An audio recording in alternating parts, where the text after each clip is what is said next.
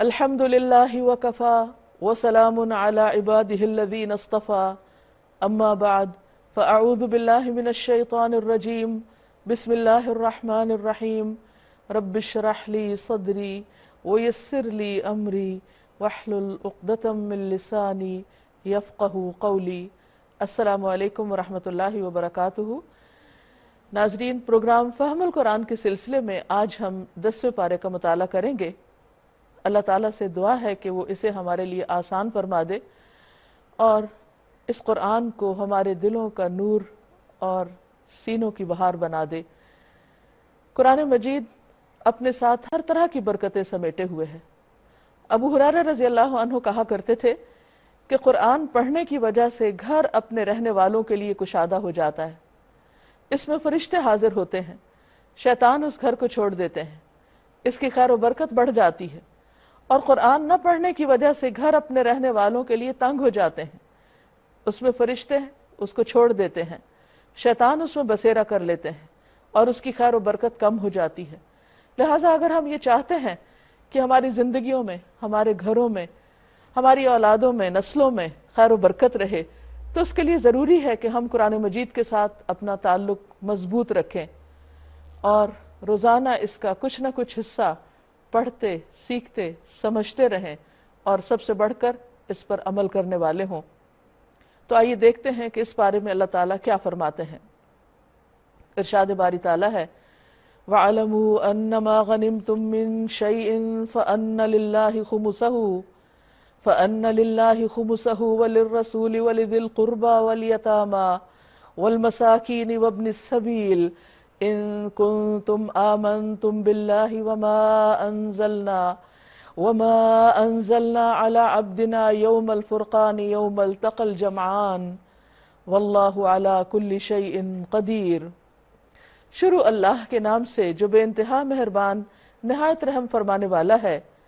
اور تمہیں معلوم ہو کہ جو کچھ مال غنیمت تم نے حاصل کیا ہے اس کا 5واں حصہ اللہ اور اس کے رسول اور رشتہ داروں اور یتیموں اور مسکینوں اور مسافروں کے لیے ہے، اگر تم ایمان لائے ہو اللہ پر اور اس چیز پر جو فیصلے کے روز یعنی دونوں فوجوں کی مٹ بھیڑ کے دن ہم نے اپنے بندے پر نازل کی تھی، تو یہ حصہ بخوشی ادا کرو، اللہ ہر چیز پر قادر ہے۔ سورۃ الانفال کے شروع میں جب لوگوں نے نبی صلی اللہ علیہ وسلم سے مال غنیمت کے بارے میں پوچھا تو آپ نے فرمایا کہ وہ اللہ اور اس کے رسول کا ہے، اور تم اپنے تعلقات کی اصلاح کرو اور اپنے ایمان کو مضبوط کرو۔ یعنی مومن مال کے لیے جنگ نہیں کرتا، اس کے مقاصد کچھ اور ہوتے ہیں۔ مال غنیمت اس مال کو کہتے ہیں جو میدان جنگ میں دشمن سے لڑ کر انسان کے ہاتھ آتا ہے۔ اسلام سے پہلے طریقہ یہ تھا کہ لوگ جس کے ہاتھ جو چیز آتی وہ اس کا مالک بن جاتا، لیکن نبی صلی اللہ علیہ وسلم نے جو طریقہ سکھایا اور جب لوگوں نے سوال کیے تو اس کے جواب کے طور پر یہ آیت یہاں پر نازل ہوئی، تو آپ صلی اللہ علیہ وسلم اعلان کیا کرتے تھے ہر جنگ کے بعد کہ لوگوں، یہ غنائم تمہارے ہی لیے ہیں، میری اپنی ذات کا ان میں کوئی حصہ نہیں سوائے خمس کے یعنی 5ویں حصے کے، اور وہ خمس بھی تمہارے اوپر ہی واپس لوٹتا ہے۔ رسول اللہ صلی اللہ علیہ وسلم نے فرمایا مال غنیمت میں سے سوئی یا اس سے بھی کم درجے کی چیز ہو تو واپس کر دو، اور مال غنیمت میں خیانت سے بچو کیونکہ وہ قیامت کے دن خائن کے لیے باعث عار و ندامت ہوگی۔ تو بہرحال اللہ کے رسول صلی اللہ علیہ وسلم کے حکم سے سارا کچھ ایک جگہ اکٹھا کر لیا جاتا، پھر اس کی تقسیم ہوتی اور اس میں سب سے پہلے 5واں حصہ نکال لیا جاتا۔ وہ 5واں حصہ کس کا؟ فَأَنَّ لِلَّهِ، سب سے پہلے اللہ کے لیے، وَلِلرَّسُولِ، اور پھر رسول کے لیے، وَلِذِي الْقُرْبَى، اور رشتہ داروں کے لیے، وَالْيَتَامَى، اور یتیموں کے لیے، وَالْمَسَاكِينِ، مسکینوں کے لیے، وَابْنِ السَّبِيلِ، اور مسافروں کے لیے۔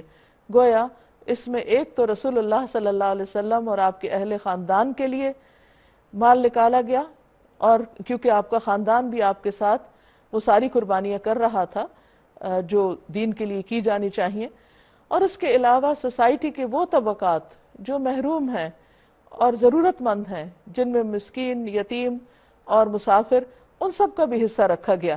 یعنی مال غنیمت صرف ان فوجیوں کے لیے نہیں جو واقعی جنگ لڑیں، بلکہ اس میں سوسائٹی کے دوسرے طبقات کا بھی حصہ ہے جو خود اس میں شریک نہیں ہو سکتے لیکن ان کی بیک سپورٹ حاصل ہے، یا پھر وہ مستحق ہیں، معذور ہیں اور وہ خود اپنے لیے کچھ کر نہیں پاتے۔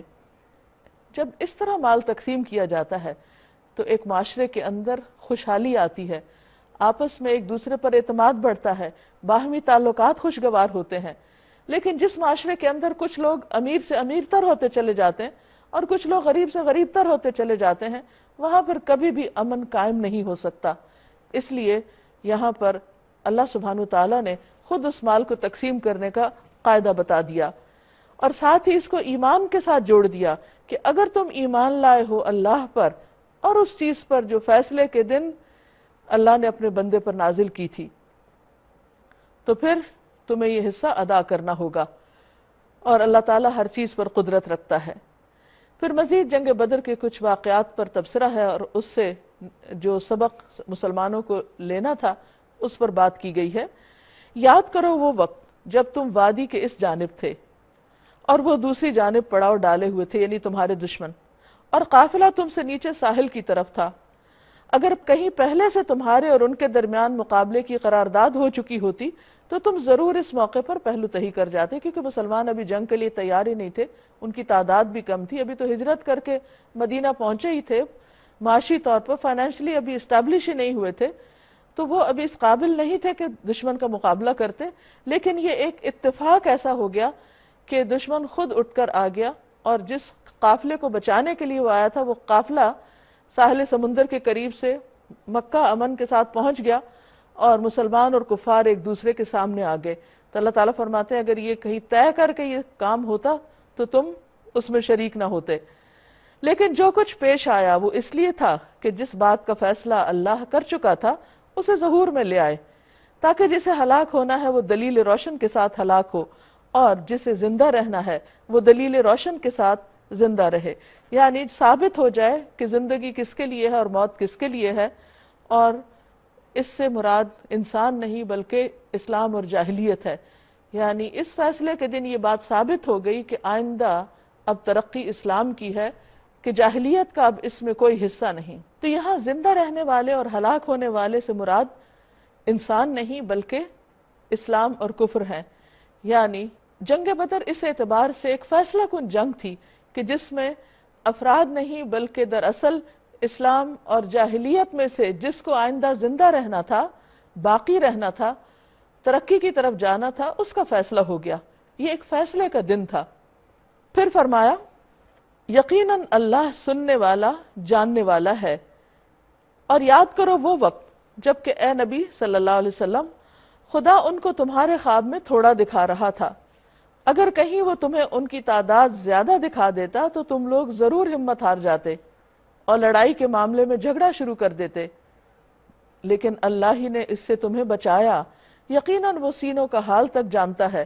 یعنی چونکہ مسلمان تعداد میں کم تھے اور ان کے دشمن زیادہ تھے، تو یہ چیز ان کے دلوں کے اندر ایک خوف پیدا کر رہی تھی، تو اللہ تعالیٰ نے ایک خاص طریقے سے مسلمانوں کو اپنے دشمنوں کی تعداد کم کر کے دکھائی، جس سے ان کا ایک حوصلہ ہو گیا، اور دوسری طرف ان کے دشمنوں کو مسلمان کم نظر آ رہے تھے تو اس سے ان کے اندر ایک بے فکری سی پیدا ہو گئی۔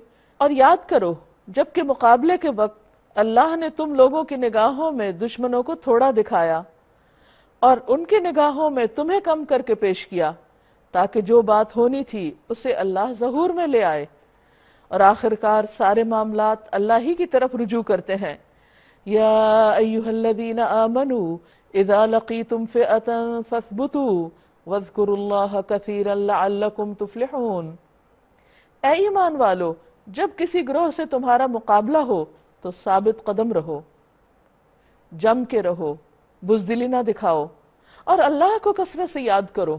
یعنی مقابلے کے وقت دو کام کرنے کے ہیں، ایک ہے اپنی کوشش، اس میں انسان مضبوط رہے، اور دوسرا یہ ہے کہ اللہ کے ساتھ مضبوط تعلق۔ مومن اللہ پر توکل کرتا ہے، بھروسہ کرتا ہے، اس کو پکارتا ہے، یاد کرتا ہے ہر مشکل کے وقت، کیونکہ وہ سمجھتا ہے کہ میں جتنے بھی اسباب اختیار کر لوں، جتنی بھی محنت کر لوں، لیکن پھر بھی وہ کافی نہیں جب تک اللہ کی مدد شامل حال نہ ہو۔ اور ویسے بھی ایسے مقابلوں کے موقع پر ایک خوف کی کیفیت ہوتی، اور اللہ کا ذکر انسان کے دل کو اطمینان بخشتا ہے۔ تو اس لیے خصوصی طور پر یہاں اللہ کے ذکر کا حکم دیا گیا، لعلکم تفلحون، تاکہ تم فلاح پا جاؤ، کامیاب ہو جاؤ۔ وَأَطِیعُوا اللَّهَ وَرَسُولَهُ، اور اللہ اور اس کے رسول کی اطاعت کرو، فرما برداری کرو۔ وَلَا تَنَازَعُوا فَتَفْشَلُوا وَتَذْهَبَ رِيحُكُمْ وَاصْبِرُوا إِنَّ اللَّهَ مَعَ الصَّابِرِينَ، اور آپس میں جھگڑو نہیں، ورنہ تمہارے اندر کمزوری پیدا ہو جائے گی اور تمہاری ہوا اکھڑ جائے گی، صبر سے کام لو۔ رسول اللہ صلی اللہ علیہ وسلم نے فرمایا، میں اس شخص کے لیے جنت کے اطراف میں ایک گھر کا ضامن ہوں جو حق پر ہونے کے باوجود جھگڑا چھوڑ دے۔ یعنی کامیابی کے لیے کچھ اور کام بھی کرنے ہوں گے جن میں اللہ رسول کی اطاعت اور آپس کے جھگڑے سے پرہیز، کیونکہ باہم جھگڑنے سے مسلمانوں کی طاقت کمزور ہو جائے گی، ان کے اندر کمزوری پیدا ہو جائے گی، ان کی عزت روب جاتا رہے گا۔ لہٰذا اگر آپس میں کسی بات پر اختلاف ہو بھی جائے، کیونکہ جب اجتماعی طور پہ مل کے لوگ کام کرتے ہیں تو ایسا نہیں ہوتا کہ سب کی رائے ایک ہی ہو، یہ سب ایک دوسرے سے بالکل ہر چیز میں متفق ہو اور ہنسی خوشی سب کام ہوتے رہے۔ بہت دفعہ ایسا ہوتا ہے کہ اچانک کوئی ایسی بات ہو جاتی ہے جس میں رائے مختلف ہو جاتی، اور اگر اس وقت صبر سے کام نہ لیا جائے اور دوسرے کی بات نہ سنی جائے تو بات بڑھتے بڑھتے آپس کی جنگ میں بدل جاتی۔ تو اس چیز سے پرہیز کے لیے کہا گیا کہ تم صبر سے کام لو، کنٹرول کرو، اور یہی اصول عام زندگی میں بھی کامیابی کا ہے۔ کسی بھی انسان سے اختلاف ہونا بالکل ایک قدرتی سی بات ہے، اس کو ختم نہیں کیا جا سکتا، کیونکہ اللہ تعالیٰ نے ہماری شکلیں، ہمارے دماغ، ہماری سوچیں سب کچھ الگ الگ پیدا کی ہیں، اور اختلاف برا بھی نہیں ہوتا، اختلاف سے بہت ساری نئی راہیں انسان کے لیے کھلتی ہیں۔ عام طور پر انسان اگر سب ایک ہی جیسا سوچے تو وہ نئی چیزیں سامنے نہیں آتی۔ دوسرا پہلو سامنے آنا کسی بھی چیز کے لیے خیر و بھلائی کا باعث بھی ہوتا ہے اگر اچھی نیت اور انٹینشن کے ساتھ ہو، لیکن اس میں ضروری نہیں ہوتا کہ اگر ہم کسی کی رائے سے مختلف رائے دے رہے ہیں تو پھر لازمی دوسرا شخص پابند ہو جائے کہ ہماری رائے کو لے۔ اس میں اگر کوئی لے لے تو بہت اچھا، خوشی کی بات ہوتی ہے کہ ہماری بات کسی کے کام آ گئی، لیکن اگر کوئی نہ بھی قبول کرے تو اس وقت پہ انسان کو بڑا دل رکھنا چاہیے، حوصلے سے کام لینا چاہیے، اور بہادری کے ساتھ اپنے آپ کو کنٹرول کرتے ہوئے اپنے منفی جذبات کو اور اندر کے وسوسوں کو انسان کنٹرول کر لے اور اختلاف رائے کو برداشت کر لے، تو یہ چیز انسان کے لیے ترقی کا باعث بنتی ہے۔ اور جو صبر کرتے ہیں اگرچہ وہ بہت کڑوا اور مشکل ہوتا ہے، لیکن وہ یاد رکھیں کہ اللہ صبر کرنے والوں کے ساتھ ہے۔ رسول اللہ صلی اللہ علیہ وسلم نے فرمایا، صبر نصف ایمان ہے۔ اور ان لوگوں کے سے رنگ ڈھنگ اختیار نہ کرو جو اپنے گھروں سے اتراتے اور لوگوں کو اپنی شان دکھاتے ہوئے چلے۔ اشارہ ہے کفار کے لشکر کی طرف، جب وہ مکہ سے نکلے تو بہت اکڑتے ہوئے اور دکھاوے کرتے ہوئے اور شان و شوکت دکھاتے ہوئے نکلے، اور جن کی روش یہ ہے کہ اللہ کے راستے سے روکتے ہیں۔ دکھاوا، ریاکاری، ڈینگے مارنا، اپنے آپ کو بڑا بنا کے پیش کرنا اور شہرت کی طلب رکھنا، یہ اللہ تعالیٰ کو پسند نہیں، جیسا کہ ایک حدیث میں آتا ہے۔ نبی صلی اللہ علیہ وسلم نے فرمایا، جو شہرت کا طالب ہو اللہ تعالیٰ اس کی شہرت قیامت کے دن سب کو سنا دے گا۔ جو کوئی لوگوں کو دکھاوا کرنے کے لیے کوئی کام کرے گا اللہ تعالیٰ قیامت کے دن اس کو سب لوگوں کو دکھا دے گا کہ اس نے کس مقصد کے لیے کام کیا تھا۔ جو کچھ وہ کر رہے ہیں وہ اللہ کی گرفت سے باہر نہیں، یعنی اللہ سب دیکھ رہا ہے وہ کیا کر رہے ہیں، کیسی بھونڈی حرکتیں کر رہے ہیں۔ وَإِذْ زَيَّنَ لَهُمُ الشَّيْطَانُ أَعْمَالَهُمْ وَقَالَ لَا غَالِبَ لَكُمُ الْيَوْمَ مِنَ النَّاسِ وَإِنِّي جَارٌ لَكُمْ۔ ذرا خیال کرو اس وقت کا جب کہ شیطان نے ان لوگوں کے کرتوت ان کی نگاہوں میں خوشنما بنا کر دکھائے تھے، یعنی ان کی غلط حرکتیں شیطان ان کو خوبصورت بنا کے دکھا رہا تھا، اور ان سے کہا تھا کہ آج کوئی تم پر غالب نہیں آ سکتا، یعنی دھوکے میں مبتلا کیا، اور یہ کہ میں تمہارے ساتھ ہوں۔ کہا جاتا ہے کہ وہ ایک انسان کی شکل میں آیا اور اس نے آ کے ان کو بہت تسلی دی کہ دیکھو تم ہی کامیاب ہوگے اور میں بھی تمہاری مدد کروں گا، تو اس لیے تم نکلو۔ مگر جب دونوں گروہوں کا آمنا سامنا ہوا تو وہ الٹے پاؤں پھر گیا اور کہنے لگا میرا تمہارا ساتھ نہیں، میں تمہارا ساتھ نہیں دے سکتا، میں وہ کچھ دیکھ رہا ہوں جو تم نہیں دیکھتے۔ ظاہر فرشتے اترے ہوئے تھے جو انسانوں کو تو نظر نہیں آ رہے تھے مگر اس کو نظر آ رہے تھے، تو وہ ڈر کے بھاگ گیا اور وہاں کہنے لگا مجھے خدا سے ڈر لگتا ہے اور خدا بڑی سخت سزا دینے والا ہے۔ جبکہ منافقین اور وہ سب لوگ جن کے دلوں کو روگ لگا ہوا ہے، یعنی جن کے اندر بیماری ہے شک کی، کہہ رہے تھے کہ ان لوگوں کو تو ان کے دین نے خبط میں مبتلا کر رکھا ہے، کریزی پیپل، یہ لوگ تو اپنے دین کی وجہ سے دھوکے کا شکار ہیں، یعنی یہ دشمن سے لڑنے کے لیے جا رہے ہیں، یہ کر کیا رہے ہیں؟ حالانکہ اگر کوئی اللہ پر بھروسہ کرے تو یقیناً اللہ بڑا زبردست اور دانا ہے۔ زندگی میں بہت دفعہ ایسا ہوتا ہے کہ انسان بہت سی چیزیں پلاننگ کے ساتھ نہیں کر سکتا، اچانک کئی چیزیں سامنے آ جاتی ہیں کہ جس میں انسان کو فوری ڈیسیژن لینا پڑتا ہے، اور اگر معاملہ دین کا ہو تو اور بھی مشکل حالات میں انسان کو پھر ثابت قدم رہنا پڑتا ہے، کیونکہ اس سے پیچھے ہٹنے کا مطلب یہ ہے کہ اللہ کی ناراضگی۔ ایسے میں انسان پھر کیا کرے؟ بظاہر لگتا ہے کہ جیسے وہ موت کے منہ میں جا رہا ہے، لیکن اگر وہ اللہ پر بھروسہ کرتا ہے اور توکل کر کے یہ کہتا ہے کہ یا اللہ اگر تو نے مجھے اس سچویشن میں ڈال ہی دیا ہے تو میں صبر کروں گا، لیکن تیری مدد مجھے درکار ہے، اور اللہ تعالیٰ اپنے بندے کی مدد کرتا ہے۔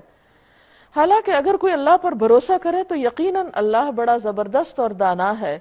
کاش تم اس حالت کو دیکھ سکتے جبکہ فرشتے مقتول کافروں کی روحیں قبض کر رہے تھے، یعنی میدان بدر میں وہ ان کے چہرے اور ان کے کولہوں پر ضربے لگا رہے تھے، یعنی جان نکالتے وقت ان کو مار بھی رہے تھے، اور کہتے جاتے تھے لو اب جلنے کی سزا بھگتو، یعنی ابھی تو وہ مرے ہی ہیں اور ابھی سے سزا، جی ہاں، کیونکہ برزخ میں بھی جزا سزا ہوتی ہے۔ کافر کی جان لینے کے لیے موت کا فرشتہ جب آتا ہے تو اس کے سرہانے بیٹھ کر کہتا ہے اے نفس خبیثہ، اللہ کی ناراضگی اور غصے کی طرف چل۔ یہ سن کر اس کی روح جسم میں دوڑنے لگتی ہے اور ملک الموت اسے جسم سے اس طرح کھینچتے ہیں جیسے گیلی اون سے سیخ کھینچی جاتی ہے، یعنی لوہے کی سلائی کھینچی جاتی ہے۔ یہ وہ جزا ہے جس کا سامان تمہارے اپنے ہاتھوں نے پیشگی مہیا کر رکھا تھا، یہ تمہارے اپنے ہاتھوں کی کمائی ہے، ورنہ اللہ تو اپنے بندوں پر ظلم کرنے والا نہیں ہے۔ یہ معاملہ ان کے ساتھ اسی طرح پیش آیا جس طرح آل فرعون اور ان سے پہلے کے دوسرے لوگوں کے ساتھ پیش آتا رہا، یعنی جن جن لوگوں نے اپنے پیغمبروں کی مخالفت کی ان کا انجام یہی ہوا۔ ہم پیچھے دیکھ چکے ہیں کہ کس طرح قوم نوح، قوم عاد، قوم سمود، قوم لوط، قوم فرعون، ان تمام کی کیسے کیسے تباہی ہوئی جب انہوں نے پیغمبروں کی بات نہیں مانی۔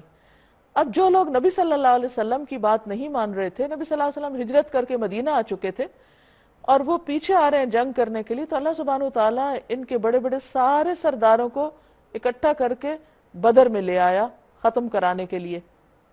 اللہ تعالیٰ یہ نہیں چاہتا تھا کہ پوری قوم تباہ ہو، کیونکہ آپ آخری نبی تھے اور دین کو مکمل کرنا تھا، اور الحمدللہ ان میں سے بہت سے لوگ اسلام بھی قبول کر چکے تھے، تو اس لیے ان کا معاملہ دوسروں سے مختلف تھا۔ جس طرح پچھلی قومیں پوری کی پوری تباہ کر دی گئی، ان کو اس طرح نہیں، لیکن ان میں سے جو لیڈرز تھے وہ سارے ایک جگہ اکٹھے ہو گئے اور انہوں نے اپنی شامت بلائی۔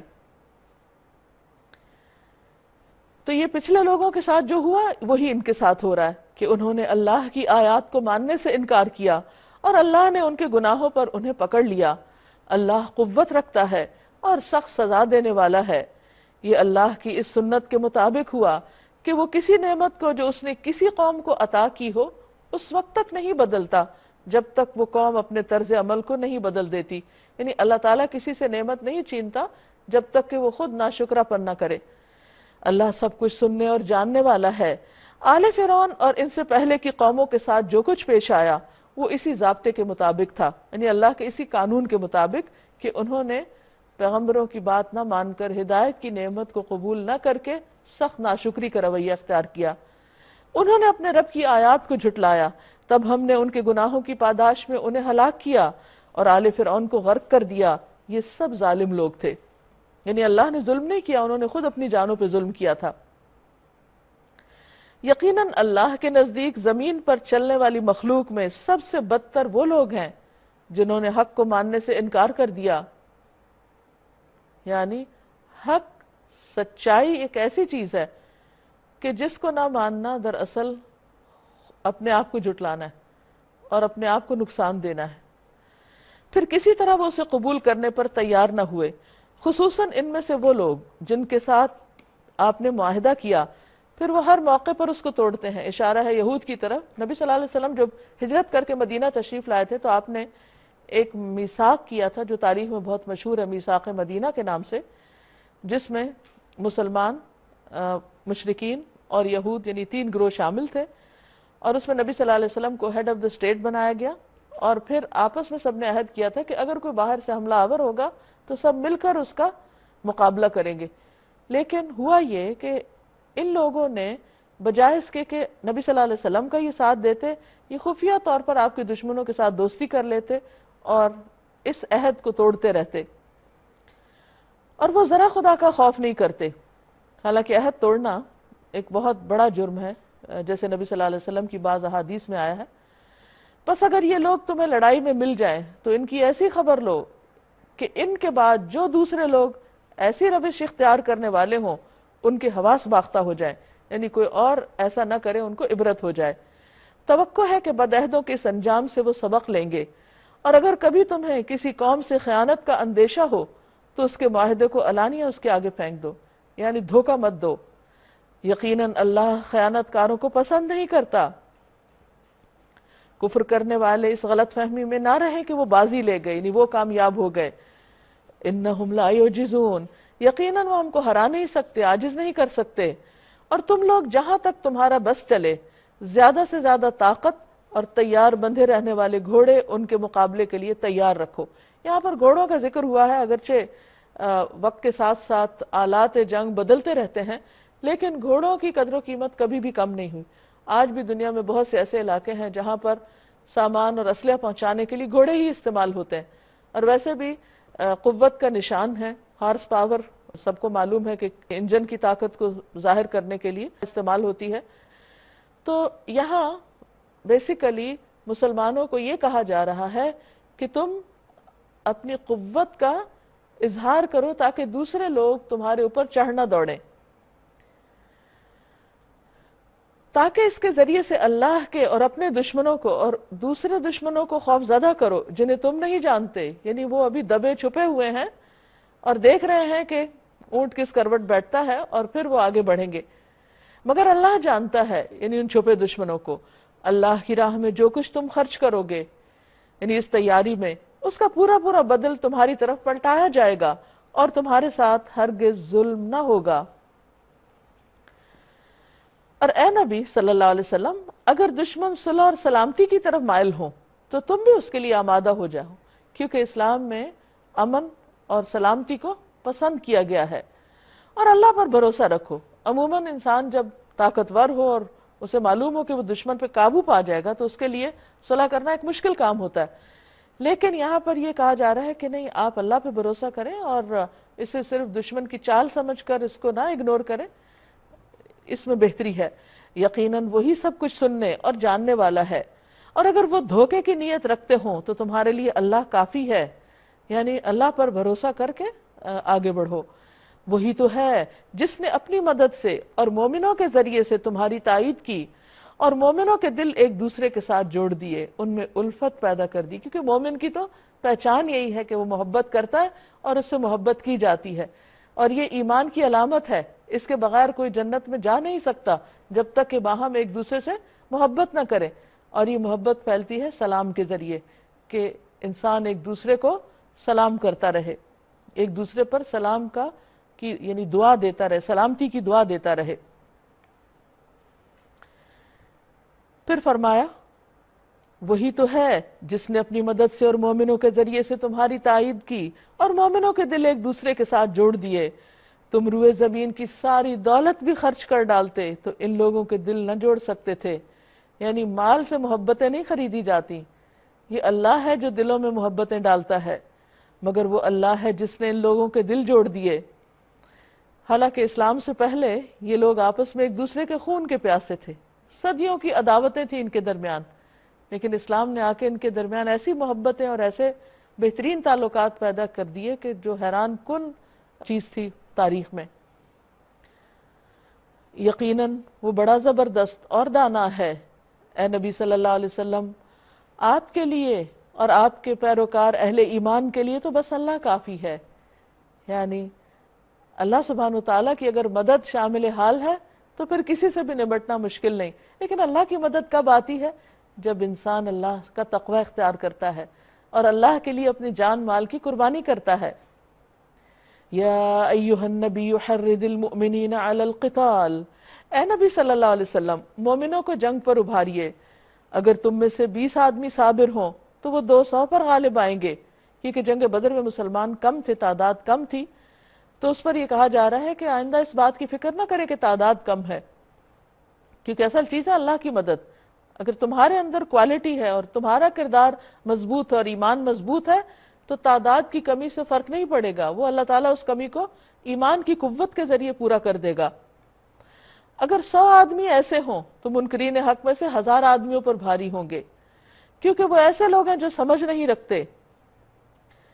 اچھا، اب اللہ نے تمہارا بوجھ ہلکا کیا اور اسے معلوم ہوا کہ ابھی تم میں کمزوری ہے، پس اگر تم میں سے 100 آدمی صابر ہوں تو 200 پر، اور 1000 آدمی ایسے ہوں تو 2000 پر، یعنی 1 اور 2 کی ریشو سے اللہ کے حکم سے غالب آ جائیں گے۔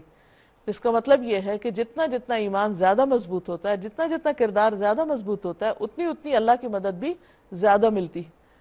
تو پھر بات یہی ہے کہ اللہ تعالیٰ کے خزانے تو بہت وسیع ہیں، وہ دینے کو تیار ہے، ہم لینے والے ہوں، اپنے اندر وہ چیز پیدا کریں کہ جس سے اللہ کی رحمت آئے، اس کی مدد آئے اور برکتیں آئیں۔ اور اللہ ان لوگوں کے ساتھ ہے جو صبر کرنے والے ہیں، یہ چیز بار بار آتی ہے قرآن مجید میں، اور صبر کرنے والوں کی خوبی بیان کی گئی ہے۔ تو اس سے یہ راز پتہ چلتا ہے کہ اللہ کی مدد کب آتی ہے، جب انسان صبر و تحمل سے کام لیتا ہے اور اپنے غصے پر، اپنے جذبات پر، اپنے منفی خیالات پر کنٹرول کرتا ہے اور دوسرے کی بہت سی منفی باتوں کو سن کر خاموش ہو جاتا ہے، کیونکہ اسے معلوم ہوتا ہے کہ اللہ کے فرشتے جواب دے رہے ہیں۔ لیکن عموماً انسان بے صبری سے کام لیتا ہے، جس کی وجہ سے مدد سے محروم ہو جاتا ہے، لوگوں کی نگاہوں میں بھی گر جاتا ہے اور اللہ کی مدد سے بھی محروم ہو جاتا ہے۔ کسی نبی کے لیے یہ زیبا نہیں کہ اس کے پاس قیدی ہوں جب تک کہ وہ زمین میں دشمنوں کو اچھی طرح کچل نہ دے۔ تم لوگ دنیا کے فائدے چاہتے ہو، حالانکہ اللہ کے پیش نظر آخرت ہے، اور اللہ غالب اور حکیم ہے۔ جب جنگ بدر میں قیدی ہاتھ آئے تو آپ نے صحابہ سے مشورہ کی کہ ان کے ساتھ کیا معاملہ کیا جائے، تو بعض نے کہا، جس میں حضرت عمر اور حضرت معاذ تھے، کہ ان کو ختم کر دیا جائے، کیونکہ یہ آئندہ پھر دوبارہ آئیں گے تو اس طرح دشمنوں کی طاقت کم ہو جائے گی، یا کچل دی جائے گی تو مشکل آسان ہو جائے گی۔ بعض کی رائے یہ تھی کہ ان کو معاف کر دیا جائے اور ان سے کچھ فدیہ لے لیا جائے اور وہ کسی اور کام آ جائے گا۔ تو بہرحال جب ان سے فدیہ لے کر ان کو چھوڑ دیا گیا تو اللہ سبحانہ وتعالیٰ کو یہ رائے پسند نہیں آئی۔ اس پر فرمایا، اگر اللہ کا نوشتہ پہلے نہ لکھا جا چکا ہوتا تو جو کچھ تم لوگوں نے لیا ہے اس کی پاداش میں تم کو بڑی سزا دی جاتی، بس جو کچھ تم نے مال حاصل کیا اسے کھاؤ کہ وہ حلال اور پاک ہے۔ ایسا نہیں کہ وہ فدیہ بذات خود حرام تھا، وہ جائز تھا، لیکن اس موقع پر جبکہ ایک نبی کے ہاتھ میں سارے دشمن آ چکے تھے، اگر ان کو ختم کر دیا جاتا تو آئندہ کے لیے بہت آسانی ہو جاتی۔ لیکن جو اللہ نے چاہا، فَكُلُوا مِمَّا غَنِمْتُمْ حَلَالًا طَيِّبًا، تو جو مال غنیمت تم نے حاصل کیا ہے اسے کھاؤ کہ وہ حلال اور پاک ہے، اور اللہ سے ڈرتے رہو، یقیناً اللہ درگزر کرنے والا اور رحم فرمانے والا ہے۔ یا ایھا النبی قل لمن فی ایدیکم من الاسریٰ، اے نبی صلی اللہ علیہ وسلم تم لوگوں کے ہاتھ میں جو قیدی ہیں ان سے کہو کہ اگر اللہ کو معلوم ہوا کہ تمہارے دلوں میں کچھ خیر ہے تو وہ تمہیں اس سے بڑھ چڑھ کر دے گا جو تم سے لے لیا گیا، اور تمہاری خطائیں معاف کر دے گا۔ اللہ درگزر کرنے والا اور رحم فرمانے والا ہے۔ اب دوسری طرف وہ جو جنگی قیدی تھے ان کو ایک طرح سے اسلام کی دعوت دی جا رہی ہے کہ اگر تم مسلمان ہو جاتے ہو تو تمہیں اللہ تعالیٰ اس سے بھی بڑھ کر دے گا۔ اور انہی قیدیوں میں حضرت عباس بھی تھے۔ تو بعد میں جب حضرت عمر رضی اللہ تعالیٰ عنہ وظائف تقسیم کرتے تو جب انہوں نے بعد میں اسلام قبول کر لیا، یہ کہا کرتے تھے کہ یہ آپ کا وہ حصہ ہے جو اللہ نے دنیا میں وعدہ کیا اور آخرت میں اس سے بھی بڑھ کر ہے، اور تمہاری خطائیں معاف کر دے گا، اللہ درگزر کرنے والا اور رحم فرمانے والا ہے۔ لیکن اگر وہ تیرے ساتھ خیانت کا ارادہ رکھتے ہیں تو اس سے پہلے وہ اللہ کے ساتھ خیانت کر چکے ہیں، چنانچہ اسی کی سزا اللہ نے انہیں دی کہ وہ تیرے قابو میں آ گئے، یعنی یہاں میدان جنگ میں پکڑے گئے۔ اللہ سب کچھ جانتا ہے اور حکیم ہے۔ ان الذین آمنوا وہاجروا وجاہدوا باموالہم بِأَمْوَالِهِمْ وَأَنفُسِهِمْ فِي سَبِيلِ اللَّهِ وَالَّذِينَ آوَوا وَنَصَرُوا أُولَئِكَ بَعْضُهُمْ أَوْلِيَاءُ بَعْضٍ۔ جن لوگوں نے ایمان قبول کیا اور ہجرت کی اور اللہ کی راہ میں اپنی جانیں لڑائیں اور اپنے مال کھپائے، اور جن لوگوں نے ہجرت کرنے والوں کو جگہ دی اور ان کی مدد کی، وہی دراصل ایک دوسرے کے ولی ہیں، دوست ہیں۔ یعنی انصار و مہاجرین ہمیشہ کے لیے ایک دوسرے کے دوست ہیں، جیسے حدیث میں بھی آتا ہے۔ رسول اللہ صلی اللہ علیہ وسلم نے فرمایا، مہاجرین و انصار دنیا و آخرت میں آپس میں ایک دوسرے کے دوست ہیں۔ رہے وہ لوگ جو ایمان تو لے آئے مگر ہجرت کر کے نہیں آئے، تو ان سے تمہاری ولایت کا کوئی تعلق نہیں جب تک وہ ہجرت کر کے نہ آ جائیں۔ ہاں، اگر وہ دین کے معاملے میں تم سے مدد مانگے تو ان کی مدد کرنا تم پر فرض ہے، لیکن کسی ایسے قوم کے خلاف نہیں جن سے تمہارا معاہدہ ہو، کیونکہ معاہدوں کی پابندی لازم ہے۔ جو کچھ تم کرتے ہو اللہ اسے دیکھتا ہے۔ جو لوگ منکر حق ہیں وہ ایک دوسرے کی حمایت کرتے ہیں۔ اگر تم یہ نہ کرو گے تو زمین میں فتنہ اور بڑا فساد برپا ہوگا۔ جو لوگ ایمان لائے اور جنہوں نے اللہ کی راہ میں گھر بار چھوڑے اور جد و جہد کی، جنہوں نے پناہ دی اور مدد کی، وہی سچے مومن ہیں۔ ان کے لیے خطاؤں سے درگزر ہے اور بہترین رزق ہے۔ یعنی اللہ کے راستے میں قربانیاں کرنے والوں کی اللہ تعالیٰ بہترین قدردانی فرماتا ہے۔ اور جو لوگ بعد میں ایمان لائے اور ہجرت کر کے آ گئے اور تمہارے ساتھ مل کر جد و جہد کرنے لگے، وہ بھی تم ہی میں شامل ہیں، مگر اللہ کی کتاب میں خون کے رشتہ دار ایک دوسرے کے زیادہ حقدار ہیں۔ یقیناً اللہ ہر چیز کو جانتا ہے۔ یعنی اسلامی بھائی چارہ اپنی جگہ، لیکن اس کی بنا پر وراثت میں حقدار وہ لوگ نہیں ہو سکتے۔ یہ ایک قانون بتا دیا گیا، کیونکہ بعض لوگ یہ سمجھ رہے تھے کہ جس طرح انصار نے مہاجرین کو اپنے مال میں، اپنی زمینوں میں، اپنی جائیدادوں میں شریک کیا وقتی طور پر، تو شاید اب آئندہ قانونی وارث بھی وہ بن جائیں گے۔ تو بتایا گیا کہ نہیں، قانونی وارث صرف خون کے رشتے یا جو اللہ نے وارث مقرر کیے ہیں وہی ہوں گے۔ سورۃ التوبہ، براءۃ من اللہ ورسولہ الی الذین عاہدتم من المشرکین۔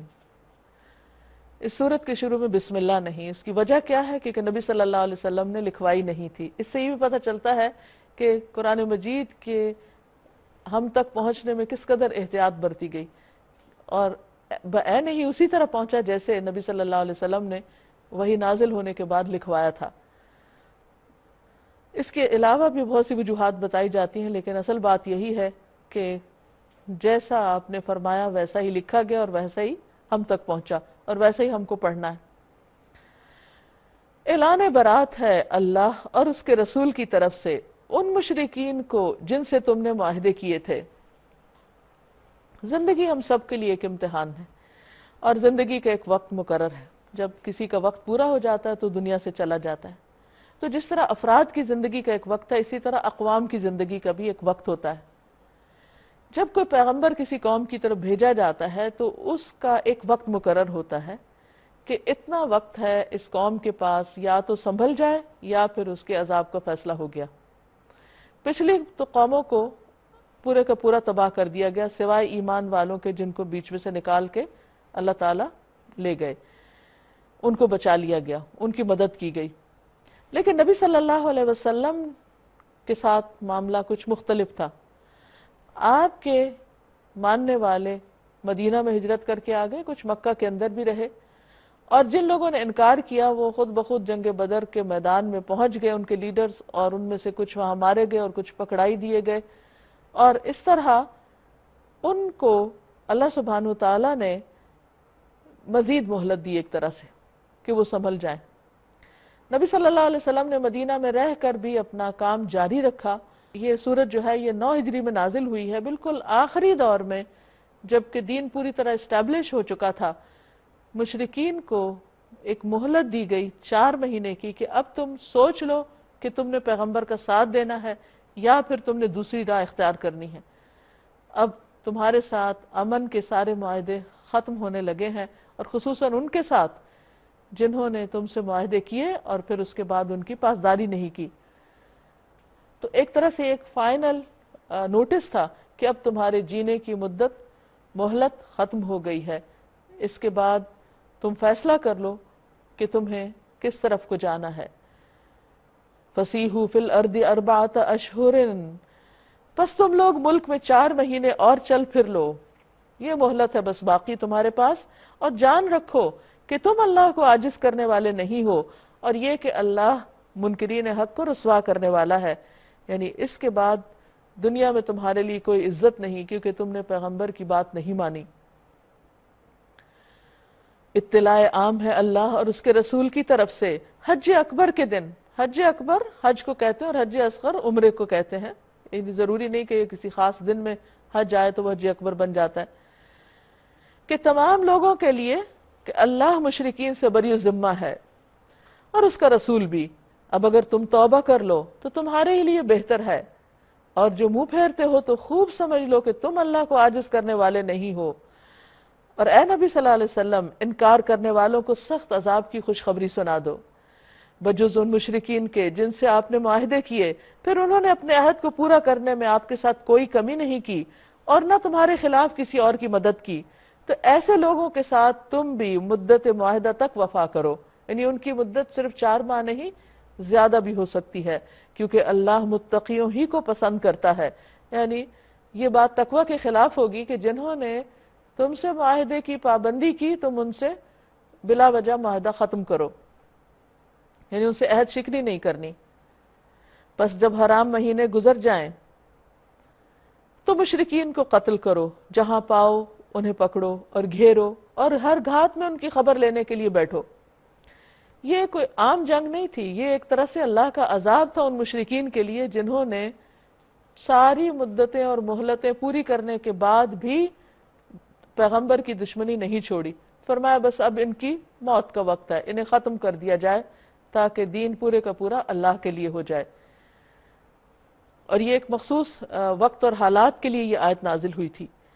پھر اگر وہ توبہ کر لیں اور نماز قائم کریں اور زکوٰۃ دیں تو انہیں چھوڑ دو، یعنی پھر ان کے ساتھ یہ سلوک نہیں ہوگا کہ انہیں جہاں پاؤ ختم کرو۔ اللہ درگزر کرنے والا اور رحم کرنے والا ہے۔ اور اگر مشرکین میں سے کوئی شخص پناہ مانگ کر تمہارے پاس آنا چاہے تاکہ اللہ کا کلام سنے تو اسے پناہ دے دو، یہاں تک کہ وہ اللہ کا کلام سن لے، یعنی آخر دم تک تم خیر کی بات پہنچا کر حجت تمام کرو کہ کوئی آخری موقع بھی نہ رہ جائے کسی کے پاس کہ اس پر ظلم ہو، پھر اسے اس کے امن تک، امن کی جگہ یا اس کے ٹھکانے تک پہنچا دو۔ یہ اس لیے کرنا چاہیے کہ یہ لوگ علم نہیں رکھتے، ہو سکتا ہے جب قرآن سنے علم آ جائے تو ان کی اصلاح ہو جائے، کیونکہ اسلام اس لیے تو نہیں آیا کہ لوگوں کو ختم کر دیا جائے، نبی صلی اللہ علیہ وسلم رحمت للعالمین بنا کر بھیجے گئے ہیں اس لیے تاکہ لوگوں کو اس دنیا اور آخرت میں امن نصیب ہو، اس لیے نہیں کہ ان کو ختم کر دیا جائے۔ یہ سب اللہ کی مخلوق ہیں، تو نبی صلی اللہ علیہ وسلم کی سنت کی اقتداء میں عام مسلمانوں کا بھی فرض بنتا ہے کہ وہ جو نہیں جانتے اسلام کے بارے میں پہلے ان کو اسلام کے بارے میں بتائیں۔ ان مشرکین کے لیے، یعنی جو نبی صلی اللہ علیہ وسلم کے مخاطب ہیں، اللہ اور اس کے رسول کے نزدیک کوئی عہد آخر کیسے ہو سکتا ہے بجز ان لوگوں کے جن سے تم نے مسجد حرام کے پاس معاہدہ کیا تھا، جب تک وہ تمہارے ساتھ سیدھے رہیں تم بھی ان کے ساتھ سیدھے رہو، کیونکہ اللہ متقیوں کو پسند کرتا ہے۔ مگر ان کے سوا دوسرے مشرکین کے ساتھ کوئی عہد کیسے ہو سکتا ہے، جبکہ ان کا حال یہ ہے کہ تم پر قابو پا جائیں تو نہ تمہارے معاملے میں کسی رشتہ داری کا لحاظ کریں نہ کسی معاہدے کی ذمہ داری کا، یعنی وہ دھوکے باز لوگ ہیں تو ان کے ساتھ پھر سختی سے نپٹا جائے گا۔ وہ اپنی زبانوں سے تم کو راضی کرنے کی کوشش کرتے ہیں مگر دل ان کے انکار کرتے ہیں، اور ان میں سے اکثر فاسق ہیں، یعنی اخلاقی حدود کی پاسداری نہیں کرتے، کوئی پابندی نہیں کرتے، ان کا کوئی دین ایمان نہیں، کوئی اخلاق نہیں، کوئی کردار نہیں، دھوکہ باز ہیں وہ، تو ان سے تو محتاط رہنا ضروری ہے۔ انہوں نے اللہ کی آیات کے بدلے تھوڑی سی قیمت قبول کر لی، پھر اللہ کے راستے میں سد راہ بن کر کھڑے ہو گئے۔ بہت برے کرتوت تھے جو یہ کرتے رہے۔ کسی مومن کے معاملے میں نہ یہ قرابت کا لحاظ رکھتے ہیں اور نہ کسی عہد کی ذمہ داری کا، اور زیادتی ہمیشہ انہی کی طرف سے ہوئی ہے۔ بس اگر یہ توبہ کر لیں اور نماز قائم کر لیں اور زکوٰۃ دیں تو تمہارے دینی بھائی ہیں۔ تو اس سے یہ پتہ چلتا ہے کہ صرف لا الہ الا اللہ کافی نہیں، اس کا ثبوت بھی ضروری ہے جو نماز اور زکوٰۃ کی صورت میں ہوگا۔ اسی لیے حضرت ابوبکر صدیق رضی اللہ تعالیٰ عنہ نے جن لوگوں نے زکوٰۃ سے انکار کیا تھا ان کے خلاف جنگ کی تھی، کیونکہ زکوٰۃ اسلام کا ایک بنیادی رکن ہے، اس کا انکار دین کی حدوں کو توڑنے کے برابر ہے۔ اور جاننے والوں کے لیے ہم اپنے احکام واضح کیے دیتے ہیں، اور اگر عہد کرنے کے بعد پھر یہ اپنی قسموں کو توڑ ڈالیں اور تمہارے دین پر حملے شروع کر دیں تو کفر کے علم برداروں سے جنگ کرو، کیونکہ ان کی قسموں کا کوئی اعتبار نہیں، شاید پھر تلوار کے زور سے ہی باز آئیں۔ الا تقاتلون قوما نکثوا ایمانہم وہموا باخراج الرسول وہم بدؤوکم اول مرہ، کیا تم نہ لڑو گے ایسے لوگوں سے جو اپنے عہد توڑتے رہے اور جنہوں نے رسول صلی اللہ علیہ وسلم کو ملک سے نکال دینے کا ارادہ کیا، اور زیادتی کی ابتدا کرنے والے بھی وہی تھے۔ یعنی یہ جنگ کا جو اعلان تھا یہ کوئی ان پہ ظلم کرنے کے لیے نہیں تھا، ان کے سارے جرائم کی سزا کے طور پر تھا۔ کیا تم ان سے ڈرتے ہو؟ اگر تم مومن ہو تو اللہ اس کا زیادہ مستحق ہے کہ اس سے ڈرو، ان سے لڑو، اللہ تمہارے ہاتھوں سے ان کو سزا دلوائے گا، کیونکہ وہ مجرم ہیں، اور انہیں ذلیل و خوار کرے گا اور ان کے مقابلے میں تمہاری مدد کرے گا، اور بہت سے مومنوں کے دل ٹھنڈے کرے گا اور ان کے قلوب کی جلن مٹا دے گا، اور جسے چاہے گا توبہ کی توفیق بھی دے گا۔ اللہ سب کچھ جاننے والا اور دانا ہے۔ کیا تم لوگوں نے یہ سمجھ رکھا ہے کہ یوں ہی چھوڑ دیے جاؤ گے؟ حالانکہ ابھی اللہ نے تو یہ دیکھا ہی نہیں کہ تم میں سے کون وہ لوگ ہیں جنہوں نے اس کی راہ میں جانفشانی کی اور اللہ اور رسول اور مومنوں کے سوا کسی کو جگری دوست نہ بنایا۔ جو کچھ تم کرتے ہو اللہ اس سے باخبر ہے۔ ما کان للمشرکین ان یعمروا مساجد اللہ، مشرکین کا یہ کام نہیں کہ وہ اللہ کی مسجدوں کے مجاور و خادم بنے، حالانکہ اپنے اوپر وہ خود کفر کی شہادت دے رہے ہیں۔ یعنی مسجدیں تو صرف ایک اللہ کی عبادت کے لیے بنی ہیں، تو جو شخص خود شرک کرتا ہو وہ مسجد کی خدمت کیسے کر سکتا ہے، اس کا حق کیسے دے سکتا ہے؟ ان کے تو سارے اعمال ضائع ہو گئے، کیونکہ شرک کے ساتھ کسی بھی قسم کی نیکی فائدہ نہیں دیتی، اور جہنم میں انہیں ہمیشہ رہنا ہے۔ اللہ کی مسجدوں کے آباد کار، مجاور اور خادم تو وہی ہو سکتے ہیں جو اللہ اور روز آخر کو مانے اور نماز قائم کریں اور زکوٰۃ دیں، پھر وہی شرائط، اور اللہ کے سوا کسی سے نہ ڈریں، انہی سے یہ توقع ہے کہ سیدھی راہ چلیں گے۔ تو اس سے یہ پتہ چلتا ہے کہ مسجدوں کی آبادی بذات خود ایک بہت نیکی کا کام ہے، جیسے ہمیں ایک حدیث سے پتہ چلتا ہے کہ آپ نے فرمایا اللہ تعالیٰ قیامت کے دن اعلان کریں گے میرے پڑوسی کہاں ہیں، میرے پڑوسی کہاں ہیں؟ فرشتے پوچھیں گے اے ہمارے رب کسے زیب دیتا ہے کہ وہ تیرے پڑوس میں آئے؟ اللہ تعالیٰ فرمائے گا مساجد کو آباد کرنے والے کہاں ہیں؟ کیا تم لوگوں نے حاجیوں کو پانی پلانے اور مسجد حرام کی مجاوری کرنے کو اس شخص کے کام کے برابر ٹھہرا لیا جو ایمان لایا اللہ اور روز آخر پر، اور جس نے اللہ کی راہ میں جہاد کیا؟ اللہ کے نزدیک تو یہ دونوں برابر نہیں۔ اجعلتم سقایت الحاج وعمارت المسجد الحرام وعمارت المسجد الحرام کمن آمن باللہ والیوم الآخر وجاہد فی سبیل اللہ لا یستوون عند اللہ واللہ لا یہدی القوم الظالمین۔ کیا تم لوگوں نے حاجیوں کو پانی پلانے اور مسجد حرام کی مجاوری کرنے کو اس شخص کے کام کے برابر ٹھہرا لیا جو ایمان لایا اللہ پر اور روز آخر پر، اور جس نے اللہ کی راہ میں جہاد کیا، جد و جہد کی؟ اللہ کے نزدیک تو یہ دونوں برابر نہیں۔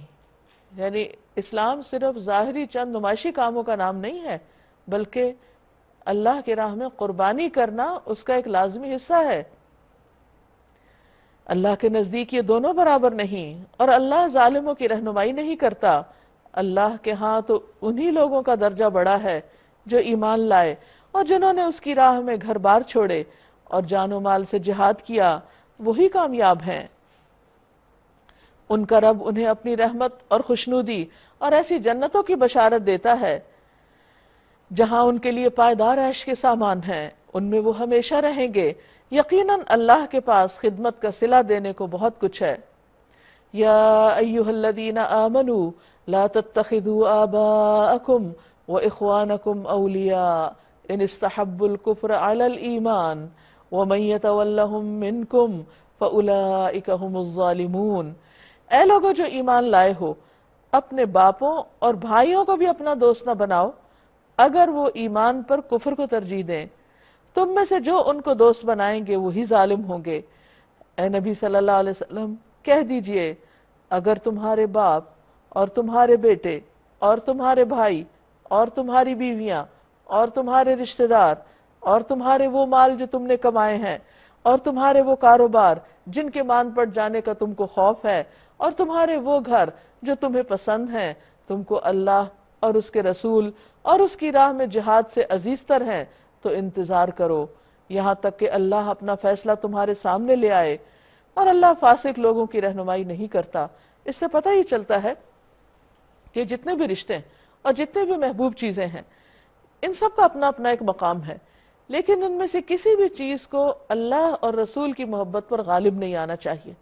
اگر یہ دو محبتیں باہم ٹکرائیں تو ان چیزوں کی محبت کو نیچے رکھا جائے گا اور اللہ رسول اور اللہ کے راستے میں جد و جہد کی محبت کو آگے رکھا جائے گا۔ یہی دراصل پھر کامیابی کی علامت ہے۔ اللہ اس سے پہلے بہت سے مواقع پر تمہاری مدد کر چکا ہے۔ ابھی غزوہ حنین کے روز، اس روز تمہیں اپنی تعداد کی کثرت کا غرہ تھا کہ تم زیادہ ہو تو اب تم جیت ہی جاؤ گے، مگر وہ تمہارے کچھ کام نہ آئی۔ اب دیکھیے کہ ایک طرف بدر ہے جس میں بہت تھوڑی تعداد ہے لیکن اللہ کی مدد ساتھ ہے تو کامیابی ہوئی، دوسری طرف حنین ہے جسے پہلی دفعہ مسلمانوں کا لشکر 12,000 کا تھا اور انہیں اللہ سے زیادہ اس لشکر کے اوپر اطمینان تھا کہ شاید اس بنا پہ کامیاب ہوں، لیکن مسلمانوں کی ابتدائی مٹ بھیڑ میں ان کی جمعیت جو تھی وہ منتشر ہونے لگ گئی دشمن کے حملے کی وجہ سے۔ تو اللہ تعالیٰ فرماتے ہیں اور زمین اپنی وسعت کے باوجود تم پر تنگ ہو گئی اور تم پیٹ پھیر کر بھاگ نکلے، یعنی منتشر ہو گئے۔ پھر اللہ نے اپنی سکینت اپنے رسول پر اور مومنوں پر نازل فرمائی اور وہ لشکر اتارے جو تم کو نظر نہ آتے تھے، اور منکرین حق کو سزا دی کہ یہی بدلہ ہے ان لوگوں کا جو حق کا انکار کریں۔ پھر تم یہ بھی دیکھ چکے ہو کہ اس طرح سزا دینے کے بعد اللہ جسے چاہتا ہے توبہ کی توفیق بھی بخش دیتا ہے، کیونکہ ہم دیکھتے ہیں کہ اس موقع پر کئی ایسے لوگ مسلمان ہو گئے اور پلٹ آئے جو اس سے پہلے نہیں تھے، اور خاص طور پر جب آپ نے اس کے بعد مال غنیمت تقسیم کیا جیسے صفوان بن امیہ کو، تو اس کے دل میں کس طرح حضور صلی اللہ علیہ وسلم کی محبت پیدا ہو گئی۔ اللہ درگزر کرنے والا اور رحم فرمانے والا ہے۔ اے ایمان لانے والو، مشرکین ناپاک ہیں، لہٰذا اس سال کے بعد یہ مسجد حرام کے قریب نہ پھٹکنے پائیں۔ ہم دیکھتے ہیں کہ نبی صلی اللہ علیہ وسلم جب مکہ سے مدینہ ہجرت کر کے چلے گئے تو ابتداء میں حج اور عمرہ ایک طرح سے ناممکن ہو گیا، کیونکہ مکہ پر مشرکین کا کنٹرول تھا۔ پھر اللہ کے فضل اور رحمت سے مکہ فتح ہو گیا۔ اب نبی صلی اللہ علیہ وسلم اور آپ کے ساتھیوں کے لیے عمرہ اور حج آسان ہو گیا، لیکن اس سے پہلے کہ نبی صلی اللہ علیہ وسلم بنفس نفیس خود حج کے لیے تشریف لاتے، مکہ میں چونکہ آپ کے آمد سے پہلے یعنی مکہ فتح ہونے کے بعد بھی مشرکین ابھی حرم میں آ جا رہے تھے حج عمرے کے لیے، لیکن اس سال اعلان کر دیا گیا کہ آئندہ کوئی بھی مشرک نہیں۔ جب ان سے معاہدے ختم ہوئے اور ان کا ایک طرح سے قصہ تمام کیا جانے لگا تو پھر اس چیز سے بھی منع کر دیا گیا کہ اب وہ شرک کے ساتھ مسجد حرام نہیں آ سکیں گے، اور جب ان کا آنا بند ہوا تو پھر اس پر نبی صلی اللہ علیہ وسلم نے حج کیا مکمل توحید کے ساتھ۔ تو اے ایمان لانے والوں، مشرکین ناپاک ہیں، لہٰذا اس سال کے بعد یہ مسجد حرام کے قریب نہ پھٹکنے پائیں۔ اگر تمہیں تنگ دستی کا خوف ہے کیونکہ ان کے آمد سے تجارت بھی بڑھتی تھی، تو بعید نہیں کہ اللہ چاہے تو تمہیں اپنے فضل سے غنی کر دے۔ اللہ علیم اور حکیم ہے۔ جنگ کرو اہل کتاب میں سے ان لوگوں کے خلاف جو اللہ اور روز آخر پر ایمان نہیں لاتے، اور جو کچھ اللہ اور اس کے رسول نے حرام قرار دیا اسے حرام نہیں کرتے، اور دین حق کو اپنا دین نہیں بناتے۔ ان سے لڑو یہاں تک کہ وہ اپنے ہاتھ سے جزیہ دیں اور چھوٹے بن کر رہیں۔ یعنی مشرکین کے علاوہ اب باقی تمام لوگوں کے ساتھ بھی نمٹا جا رہا ہے۔ نبی صلی اللہ علیہ وسلم کو حکم دیا گیا کہ جو لوگ بھی اب پناہ چاہتے ہیں وہ اسلام کے دامن میں ہی پناہ لیں۔ وقالت الیہود عزیر ابن اللہ، یہودی کہتے ہیں کہ عزیر اللہ کا بیٹا ہے، یعنی اب ان کے شرک کو بھی واضح کیا جا رہا ہے۔ اور عیسائی کہتے ہیں کہ مسیح اللہ کا بیٹا ہے، ان کے ہاں بھی شرک پایا جاتا ہے۔ یہ بے حقیقت باتیں ہیں جو وہ اپنی زبانوں سے نکالتے ہیں، کیونکہ اللہ تعالیٰ کا تو کوئی بیٹا ہے ہی نہیں۔ اور یہ ایسا کیوں کہہ رہے ہیں؟ یہ ان لوگوں کی دیکھا دیکھی جو ان سے پہلے کفر میں مبتلا ہوئے، یعنی مصر، یونان، روم اور ایران کے علاقوں میں جو لوگ پہلے مختلف قسم کے فلسفہ وغیرہ کی وجہ سے اور اوہام سپرسٹیشنز کی وجہ سے اپنے خاص قسم کے بت بنائے ہوئے تھے اور شرک کرتے تھے، تو یہ لوگ بھی ان سے متاثر ہو کر اپنے دین میں شرک لے آئے۔ یہ بے حقیقت باتیں ہیں جو وہ اپنی زبانوں سے نکالتے ہیں، ان لوگوں کی دیکھا دیکھی جو ان سے پہلے کفر میں مبتلا ہوئے۔ خدا کی مار ان پر، یہ کہاں سے دھوکہ کھا رہے ہیں؟ اور ان کا ایک اور قصور کیا ہے؟ اتخذوا احبارهم ورهبانهم اربابا من دون اللہ، انہوں نے اپنے علماء اور درویشوں کو اللہ کے سوا اپنا رب بنا لیا ہے۔ یہ بھی شرکی کی ایک قسم ہے۔ اس پر حدیث میں آتا ہے کہ حضرت عدی بن حاتم جو پہلے عیسائی تھے، جب مسلمان ہوئے تو نبی صلی اللہ علیہ وسلم کے پاس حاضر ہو کر پوچھا کہ اس آیت میں ہم پر اپنے علماء اور درویشوں کو خدا بنانے کا جو الزام عائد کیا گیا ہے اس کی کیا حقیقت ہے؟ تو آپ نے فرمایا، کیا یہ واقعہ نہیں کہ جو کچھ یہ لوگ حرام قرار دیتے ہیں تم اسی کو حرام سمجھتے ہو، اور جو وہ حلال کرتے ہیں تم اس کو حلال سمجھتے ہو؟ تو انہوں نے کہا ہم ایسا تو ضرور کرتے ہیں۔ تو فرمایا یہی الہ بنانا ہے۔ اور اسی طرح مسیح ابن مریم کو بھی، حالانکہ ان کو ایک معبود کے سوا کسی کی بندگی کرنے کا حکم نہیں دیا گیا تھا، یعنی اللہ تعالیٰ نے کبھی بھی کسی پیغمبر کو یا اس کے فالوورز کو شرک کرنے کی اجازت نہیں دی۔ لا الہ الا ہو، وہ جس کے سوا کوئی عبادت کے لائق نہیں، سبحانہ، پاک ہے وہ، عما یشرکون، اس سے جو یہ شریک ٹھہراتے ہیں، یریدون ان یطفئوا نور اللہ بافواہہم، یہ سب چاہتے ہیں کہ اللہ کے نور یعنی اسلام کو اپنی پھونکوں سے یعنی جھوٹے پروپیگنڈے سے ختم کر دیں، بجھا دیں۔ وَيَأْبَى اللَّهُ إِلَّا أَن يُتِمَّ نُورَهُ وَلَوْ كَرِهَ الْكَافِرُونَ، مگر اللہ اپنی روشنی کو مکمل کیے بغیر ماننے والا نہیں، خواہ کافروں کو یہ کتنا ہی ناگوار ہو۔ هُوَ الَّذِي أَرْسَلَ رَسُولَهُ بِالْهُدَى وَدِينِ الْحَقِّ لِيُظْهِرَهُ عَلَى الدِّينِ كُلِّهِ وَلَوْ كَرِهَ الْمُشْرِكُونَ، وہ اللہ ہی ہے جس نے اپنے رسول کو ہدایت اور دین حق کے ساتھ بھیجا ہے تاکہ اسے پوری جن سے دین پر غالب کر دے، خواہ مشرکین کو یہ کتنا ہی ناگوار کیوں نہ ہو۔ یا ایہا الذین آمنوا ان کثیرا من الاحبار والرہبان لیأکلون اموال الناس بالباطل ویصدون عن سبیل اللہ، اے ایمان والو، ان اہل کتاب کے اکثر علماء اور درویشوں کا حال یہ ہے کہ وہ لوگوں کے مال غلط طریقوں سے، باطل طریقوں سے کھاتے ہیں، یعنی رشوت لے کر ان کی مرضی کے مطابق فتوے دیتے ہیں۔ جیسے دو لوگوں میں جھگڑا ہو گیا، میاں بیوی میں، مثلا طلاق کا مسئلہ یا کوئی اور، تو جو فریق غالب آ جائے وہ پیسے دے کے اپنی مرضی کے مطابق فتویٰ دلوا لے، اور اس کے علاوہ دوسرے طریقے بھی۔ تو فرمایا کہ یہ ریلیجس ایکسپلائٹیشن ہے، اور انہیں اللہ کی راہ سے روکتے ہیں، یعنی صحیح دین نہیں پھر بتاتے ان کو۔ دردناک سزا کی خوشخبری دے دو ان کو جو سونے اور چاندی جمع کر کے رکھتے ہیں، یعنی ان کے راہب اور ان کے جو دیندار طبقہ تھا وہ بھی اس خرابی میں مبتلا تھا کہ لوگوں سے جو نذرانے لوٹتے تھے وہ سب ڈیر و مال کی شکل میں جمع کرتے جاتے اور انہیں خدا کی راہ میں خرچ نہیں کرتے۔ ایک دن آئے گا کہ اسی سونے چاندی پر جہنم کی آگ دہکائی جائے گی، پھر اسی سے ان لوگوں کی پیشانیوں اور پہلوؤں اور پیٹھوں کو داغا جائے گا۔ یہ ہے وہ خزانہ جو تم نے اپنے لیے جمع کیا تھا، لو اب اپنی سمیٹی ہوئی دولت کا مزہ چکھو۔ تو کنز کہتے اس مال کو جس کی زکوٰۃ نہ دی جائے، اور جس مال سے زکوٰۃ نہیں دی جائے گی وہ مال قیامت کے دن اس شخص کو کاٹے گا بھی سانپ کی شکل میں، اور اسی طرح جہنم کی آگ میں تپا کے اس کو داغا جائے گا، جیسے ایک حدیث میں بھی وضاحت آتی۔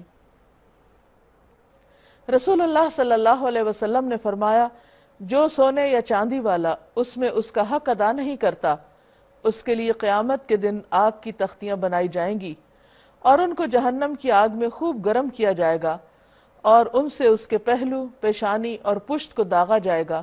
جب وہ ٹھنڈی ہو جائیں گی تو ان کو دوبارہ گرم کیا جائے گا۔ اس دن برابر یہ عمل اس کے ساتھ ہوتا رہے گا جس کی مقدار 50,000 سال کے برابر ہے۔ حقیقت یہ ہے کہ مہینوں کی تعداد جب سے اللہ نے آسمان و زمین کو پیدا کیا اللہ کے نوشتے میں 12 ہی ہے. جیسا کہ آپ جانتے ہیں کہ سورۃ التوبہ 9 ہجری میں بالکل آخری صورتوں میں سے ہے اور اس میں بہت سی چیزوں کی اصلاح بھی کی گئی. اس میں خاص طور پر اہل عرب کی ایک اور رسم جو نسی کی رسم تھی جس میں وہ تاریخوں کو تبدیل کر دیتے تھے، اس رسم کو بھی درست کیا گیا، یعنی اس کا بھی خاتمہ کیا گیا اور اصلاحات کی گئیں. اللہ تعالیٰ نے بندوں پر بہت سی عبادات فرض کی ہیں. کچھ عبادات انسان انڈیویجولی کرتا ہے اپنے وقت کے مطابق، اپنے سہولت کے مطابق، لیکن کچھ عبادات اسلام میں اجتماعی عبادات ہیں. جیسے رمضان کا مہینہ، سب کو ایک ہی وقت میں روزے رکھنے ہیں، اس سے پہلے بعد میں فرض ادا نہیں ہوگا الا کہ کوئی عذر ہو. اسی طرح حج، وہ ایک مخصوص تاریخ پر ہی سب کو کرنا ہے. تو ان لوگوں کا جرم یہ تھا کہ انہوں نے لڑائی کرنے کی خاطر مہینوں میں رد و بدل کر لیا، اور کچھ مہینوں میں کبھی کچھ دن بڑھا دیے، کچھ سالوں میں کسی میں گھٹا دیے، اور اس طرح انہوں نے اللہ تعالیٰ کے اس کیلنڈر میں منمانی تبدیلیاں پیدا کر دی جو اول روز سے اللہ نے بندوں کے لیے، بندوں کی سہولت کے لیے، کیلکولیشنز کے لیے، ان کی ٹائمنگ کی، ان کے ٹائم ٹیبل کی بنایا تھا. تو اللہ تعالیٰ نے اس کی اصلاح کرتے ہوئے فرمایا حقیقت یہ ہے کہ مہینوں کی تعداد جب سے اللہ نے آسمان و زمین کو پیدا کیا اللہ کے نوشتے میں 12 ہی ہے، یعنی 13 مہینے نہیں، کیونکہ ایک مہینہ یہ بڑھا لیتے تھے کیلنڈر میں، اور ان میں سے 4 مہینے حرام ہیں جن میں جنگ نہیں کی جا سکتی. یہی ٹھیک ضابطہ ہے، لہٰذا ان 4 مہینوں میں اپنے اوپر ظلم نہ کرو، یعنی جس وجہ سے ان کی حرمت برقرار رکھی گئی اس مقصد کو جانو پہچانو اور اس حرمت کو ضائع نہیں کرو. اور مشرکوں سے سب مل کر لڑو جس طرح وہ سب مل کر تم سے لڑتے ہیں. یعنی ان مہینوں میں چونکہ جنگ کرنا منع تھی، لیکن اگر وہ ان مہینوں میں جنگ کریں گے تو تمہیں جواب دینا ہوگا اپنے دفاع میں. اور یاد رکھو، جان لو کہ اللہ متقیوں کے ساتھ ہے. نسی تو کفر میں ایک مزید کافرانہ حرکت ہے جس سے یہ کافر لوگ گمراہی میں مبتلا کیے جاتے ہیں. کسی سال ایک مہینے کو حلال کر لیتے ہیں، کسی میں اس کو حرام کر لیتے ہیں، تاکہ اللہ کے حرام کیے ہوئے مہینوں کی تعداد پوری بھی کر دیں اور اللہ کا حرام کیا ہوا حلال بھی کر لیں. ان کے برے اعمال ان کے لیے خوشنما بنا دیے گئے اور اللہ منکرین حق کو ہدایت نہیں دیا کرتا.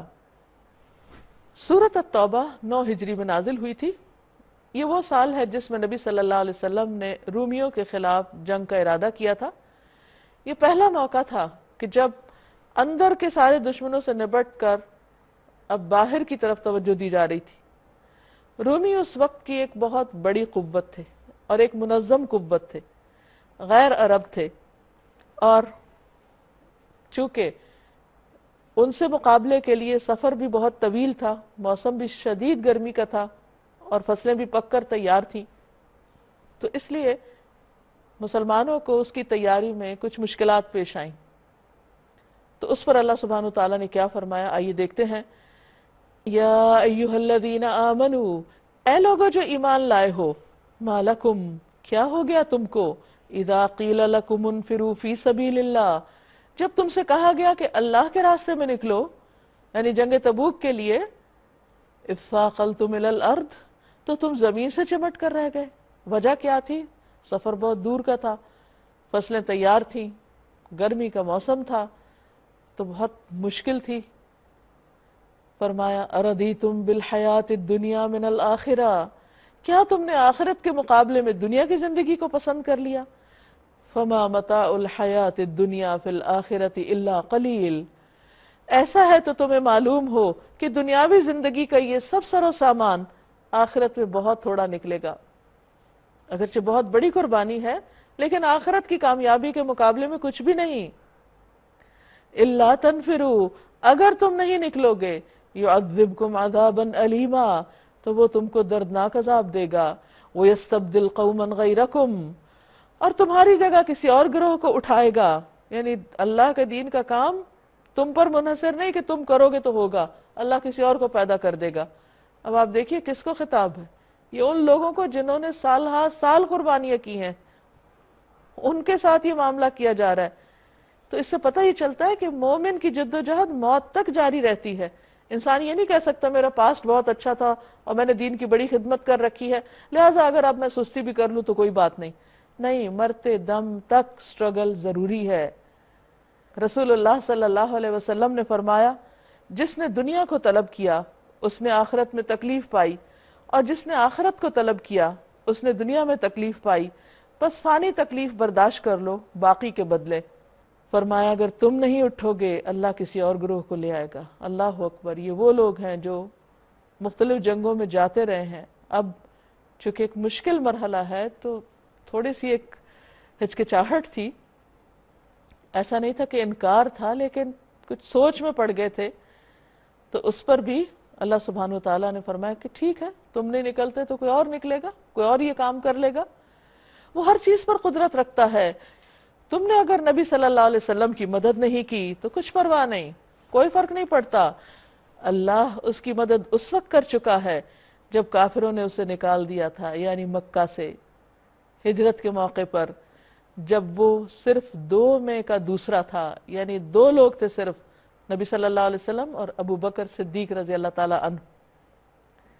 جب وہ دونوں غار میں تھے، جب وہ اپنے ساتھی سے کہہ رہا تھا غم نہ کر اللہ ہمارے ساتھ ہے.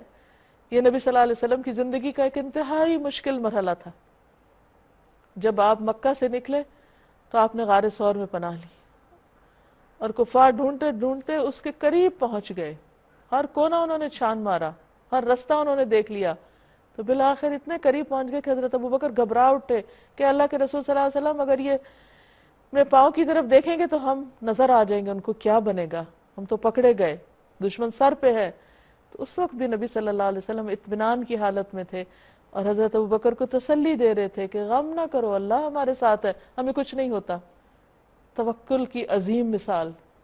اتنے خوف میں بھی اور اتنے کلوزسٹ دشمن جو سر پہ آ گیا اس وقت بھی اتنا بھروسہ اللہ پر کہ اللہ بچائے گا، کچھ نہیں ہوتا. فرمایا جس رب نے اس بے یار و مددگاری کے عالم میں مدد کی تو کیا وہ اب نہیں کرے گا؟ وہ اب بھی کرے گا. تم اپنی جگہ اور اپنے مستقبل کو دیکھ لو کہ تمہارا کیا ہوگا. اللہ تو اپنے نبی کی ہر حال میں مدد فرمائے گا. اور اس موقع پر جو حضرت ابوبکر صدیق رضی اللہ تعالیٰ عنہ نے نبی صلی اللہ علیہ وسلم کا ساتھ دیا تو یہ ایک رات اتنی زبردست تھی کہ اس کے بارے میں ایک روایت میں آتا ہے کہ ایک مرتبہ حضرت عائشہ رضی اللہ تعالیٰ عنہ نبی صلی اللہ علیہ وسلم کے ساتھ باہر تھیں اندھیری رات میں، تو آسمان پر ستارے چمک رہے تھے. تو انہوں نے حضور صلی اللہ علیہ وسلم سے پوچھا کہ کیا ان ستاروں جیسی بھی کسی کی نیکیاں ہیں؟ تو آپ نے فرمایا ہاں عمر کی. تو ان کے دل میں تھوڑا سا آیا کہ پھر میرے والد کا.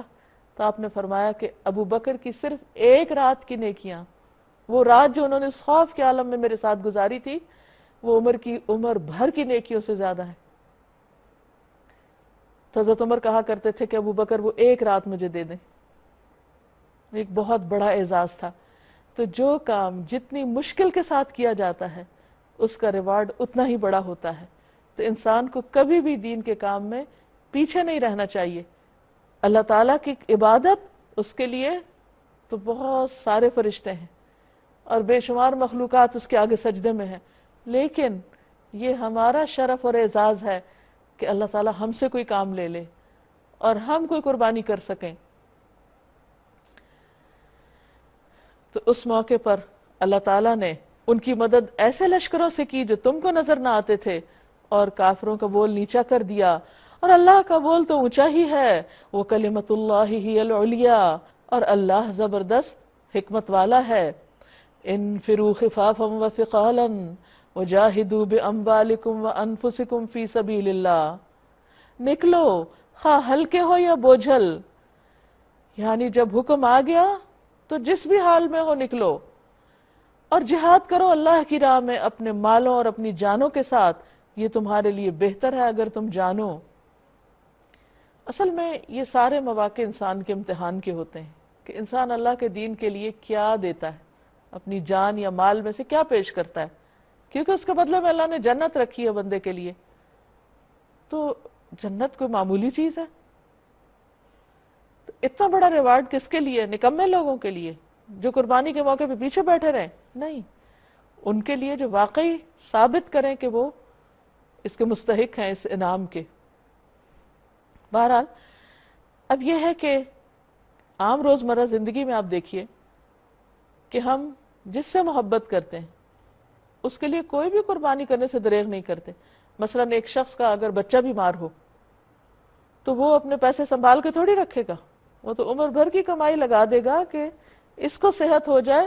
اگر ساری پراپرٹی بھی جاتی ہے تو چلی جائے، انسان قیمتی ہے کیونکہ اس سے محبت زیادہ ہے مال سے. بیٹی کی شادی ہو تو انسان کیا کہتا ہے کہ نہیں مجھے اپنے پیسے بچا کے رکھنے.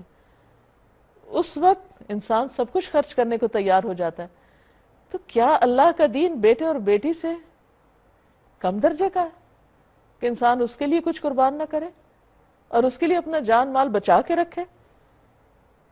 تو جہاں بھی جس بھی قسم کی خدمت کا موقع آئے تو انسان کا یہ امتحان ہوتا ہے کہ اپنی ذات سے بڑھ کر، اپنی اولاد سے بڑھ کر، اپنے آرام اور عشرت سے بڑھ کر کیا اللہ کے دین کی مدد اور خدمت کر رہا ہے، یا پھر صرف کنوینئنس کے ساتھ کہ جہاں سوٹ کرتا ہے وہاں کر لے اور باقی سب چھوڑ دیا. تو یہاں پر فرمایا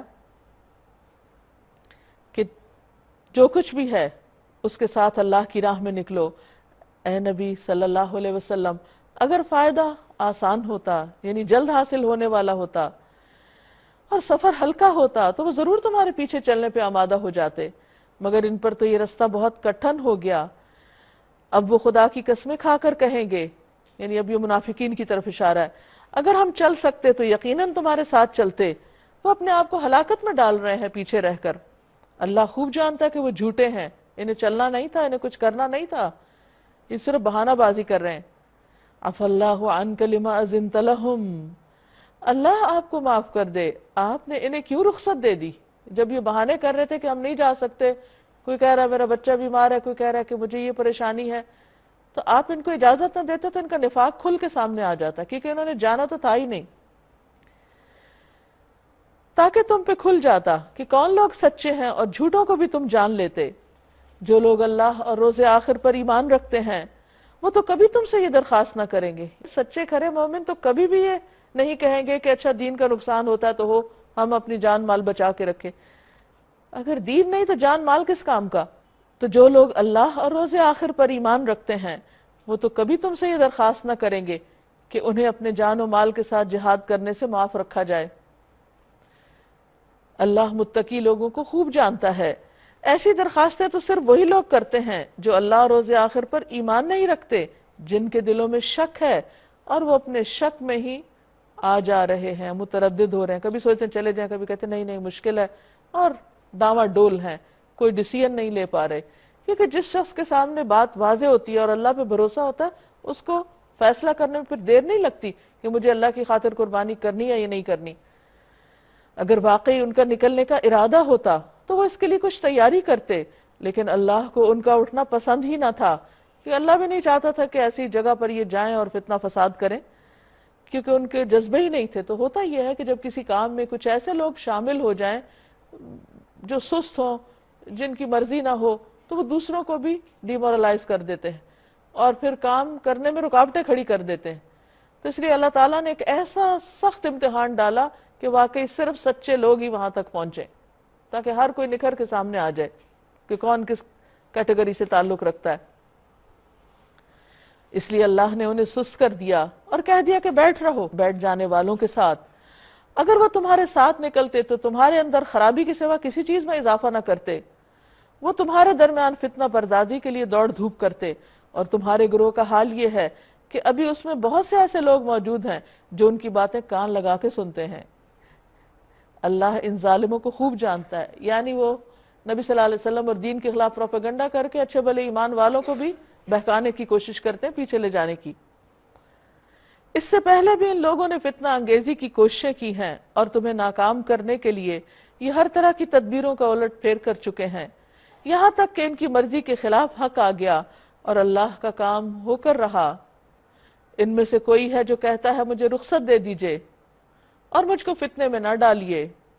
ان میں سے ایک شخص تھا جد بن قیس، وہ آ کے ایک بہانہ کرنے لگا اور کہنے لگا کہ میں عورتوں کے معاملے میں بہت کمزور ہوں، میں نے سنا ہے کہ رومیوں کی عورتیں بہت خوبصورت ہیں، آپ مجھے نہ لے جائیے، وہاں کوئی گڑبڑ نہ ہو جائے، خرابی نہ ہو جائے، میں فتنے میں نہ پڑ جاؤں. یعنی کہ بالکل فضول قسم کے بہانے تھے کہ جو عقل میں بھی نہیں آتے. سن رکھو فتنے میں تو یہ لوگ پڑے ہوئے ہی ہیں، یعنی یہ فتنے سے بچنے کی باتیں کرتے ہیں، یہ تو آلریڈی فتنے میں پڑے ہوئے ہیں۔ اور جہنم نے ان کافروں کو گھیر رکھا ہے، تمہارا بھلا ہوتا ہے تو انہیں رنج ہوتا ہے، کیونکہ یہ دل سے تم سے حسد کرتے ہیں اور تمہاری کامیابی پر خوش نہیں۔ تم پہ کوئی مصیبت آتی ہے تو یہ منہ پھیر کر خوش خوش پلٹتے ہیں اور کہتے جاتے ہیں کہ اچھا ہوا ہم نے پہلے ہی اپنا معاملہ ٹھیک کر لیا تھا اور ہم نقصان سے بچ گئے۔ ان سے کہیے تم ہمارے معاملے میں جس چیز کے منتظر ہو وہ اس کے سوا کیا ہے کہ دو بھلائیوں میں سے ایک بھلائی، یعنی یا تو ہم کامیاب ہو کر لوٹیں یا پھر شہید ہوں تو اللہ کے ہاں بڑے مرتبے پائیں۔ اور ہم تمہارے معاملے میں جس چیز کے منتظر ہیں وہ یہ ہے کہ اللہ خود تم کو سزا دیتا ہے یا ہمارے ہاتھوں دلواتا ہے۔ اچھا تو اب تم بھی انتظار کرو اور ہم بھی تمہارے ساتھ منتظر ہیں۔ قُلْ أَنفِقُوا طَوْعًا أَوْ كَرْهًا لَن يُتَقَبَّلَ مِنْكُمْ إِنَّكُمْ كُنْتُمْ قَوْمًا فَاسِقِينَ۔ ان سے کہو تم اپنے مال خواہ راضی خوشی خرچ کرو یا بکراہت کرو، ناپسندیدگی کے ساتھ۔ اصل میں یہ تھا کہ منافقین مسلمانوں سے بھی امن میں رہنا چاہتے تھے، اس لیے وقتاً فوقتاً کچھ نہ کچھ خرچ کرتے رہتے تھے۔ تو بتا دیا گیا کہ تم خرچ کرو یا نہ کرو، ان کے دیے ہوئے مال قبول نہیں ہوں گے، کیونکہ اللہ تعالیٰ ایمان والوں کا ہی قبول کرتا ہے۔ کیا وجہ؟ ان کے دیے ہوئے مال قبول نہ ہونے کی کوئی وجہ اس کے سوا نہیں کہ انہوں نے اللہ اور اس کے رسول سے کفر کیا ہے۔ تو کفر یا شرک کے ساتھ صدقات قبول نہیں ہوتے۔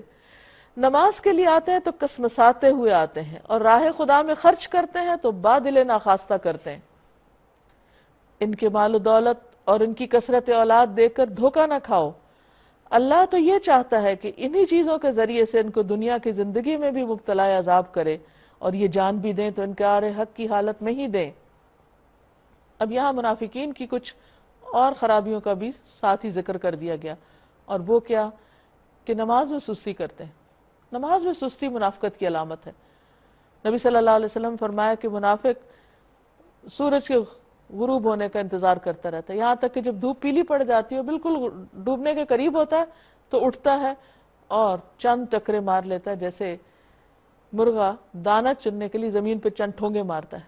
تو اس کی نماز بھی ایسی ہی ہوتی ہے، یعنی جلدی میں پڑی اور اس میں اللہ کو کچھ بھی یاد نہیں کرتے۔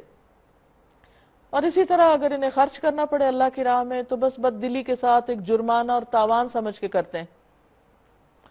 فرمایا کہ ان کے مال و دولت دیکھ کر تم دھوکہ نہ کھاؤ، اللہ تو یہ چاہتا ہے کہ انہی چیزوں کے ذریعے ان کو دنیا کی زندگی میں بھی مبتلا عذاب کرے، یعنی ان کے مال اور اولاد جن کی محبت میں یہ گرفتار ہیں یہ ان کے لیے وبال جان بن جائیں، اور یہ جان بھی دیں تو انکار حقی کی حالت میں دیں، یعنی یہ مسلسل ان کی خرابیوں کی وجہ سے اب آخر میں ان کو پھر توبہ اور سچا ایمان بھی نصیب نہیں ہوگا۔ ایمان کی رخصتی کی حالت میں یہ دنیا سے رخصت ہوں گے تو آخرت میں عذاب ان کا استقبال کرے گا۔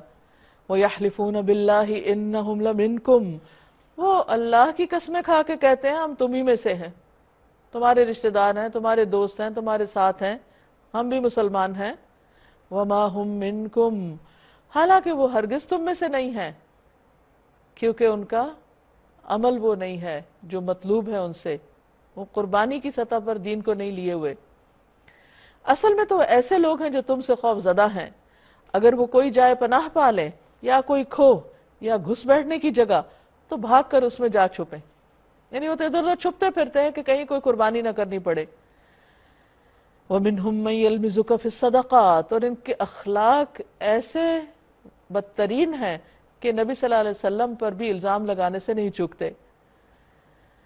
ان میں سے بعض تو صدقات کی تقسیم میں تم پر اعتراض کرتے ہیں، اگر اس مال میں سے انہیں کچھ دے دیا جائے تو خوش، نہ دیا جائے تو بگڑنے لگتے ہیں، یعنی آپ کا بھی کوئی ادب احترام اور آپ پر اعتماد اور ٹرسٹ ان کو نہیں۔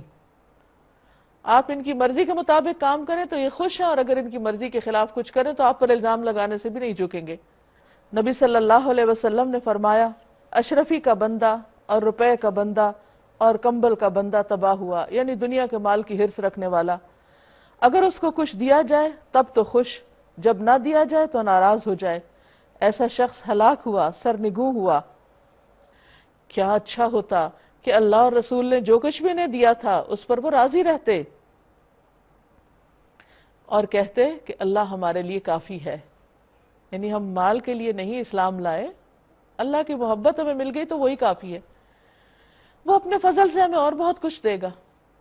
یعنی بندوں سے توقع رکھنے کی بجائے اللہ پر توقع رکھتے، ہم پر عنایت فرمائے گا اور اللہ کا رسول بھی ہم پر عنایت فرمائے گا. ہم اللہ ہی کی طرف نظر جمائے ہوئے ہیں.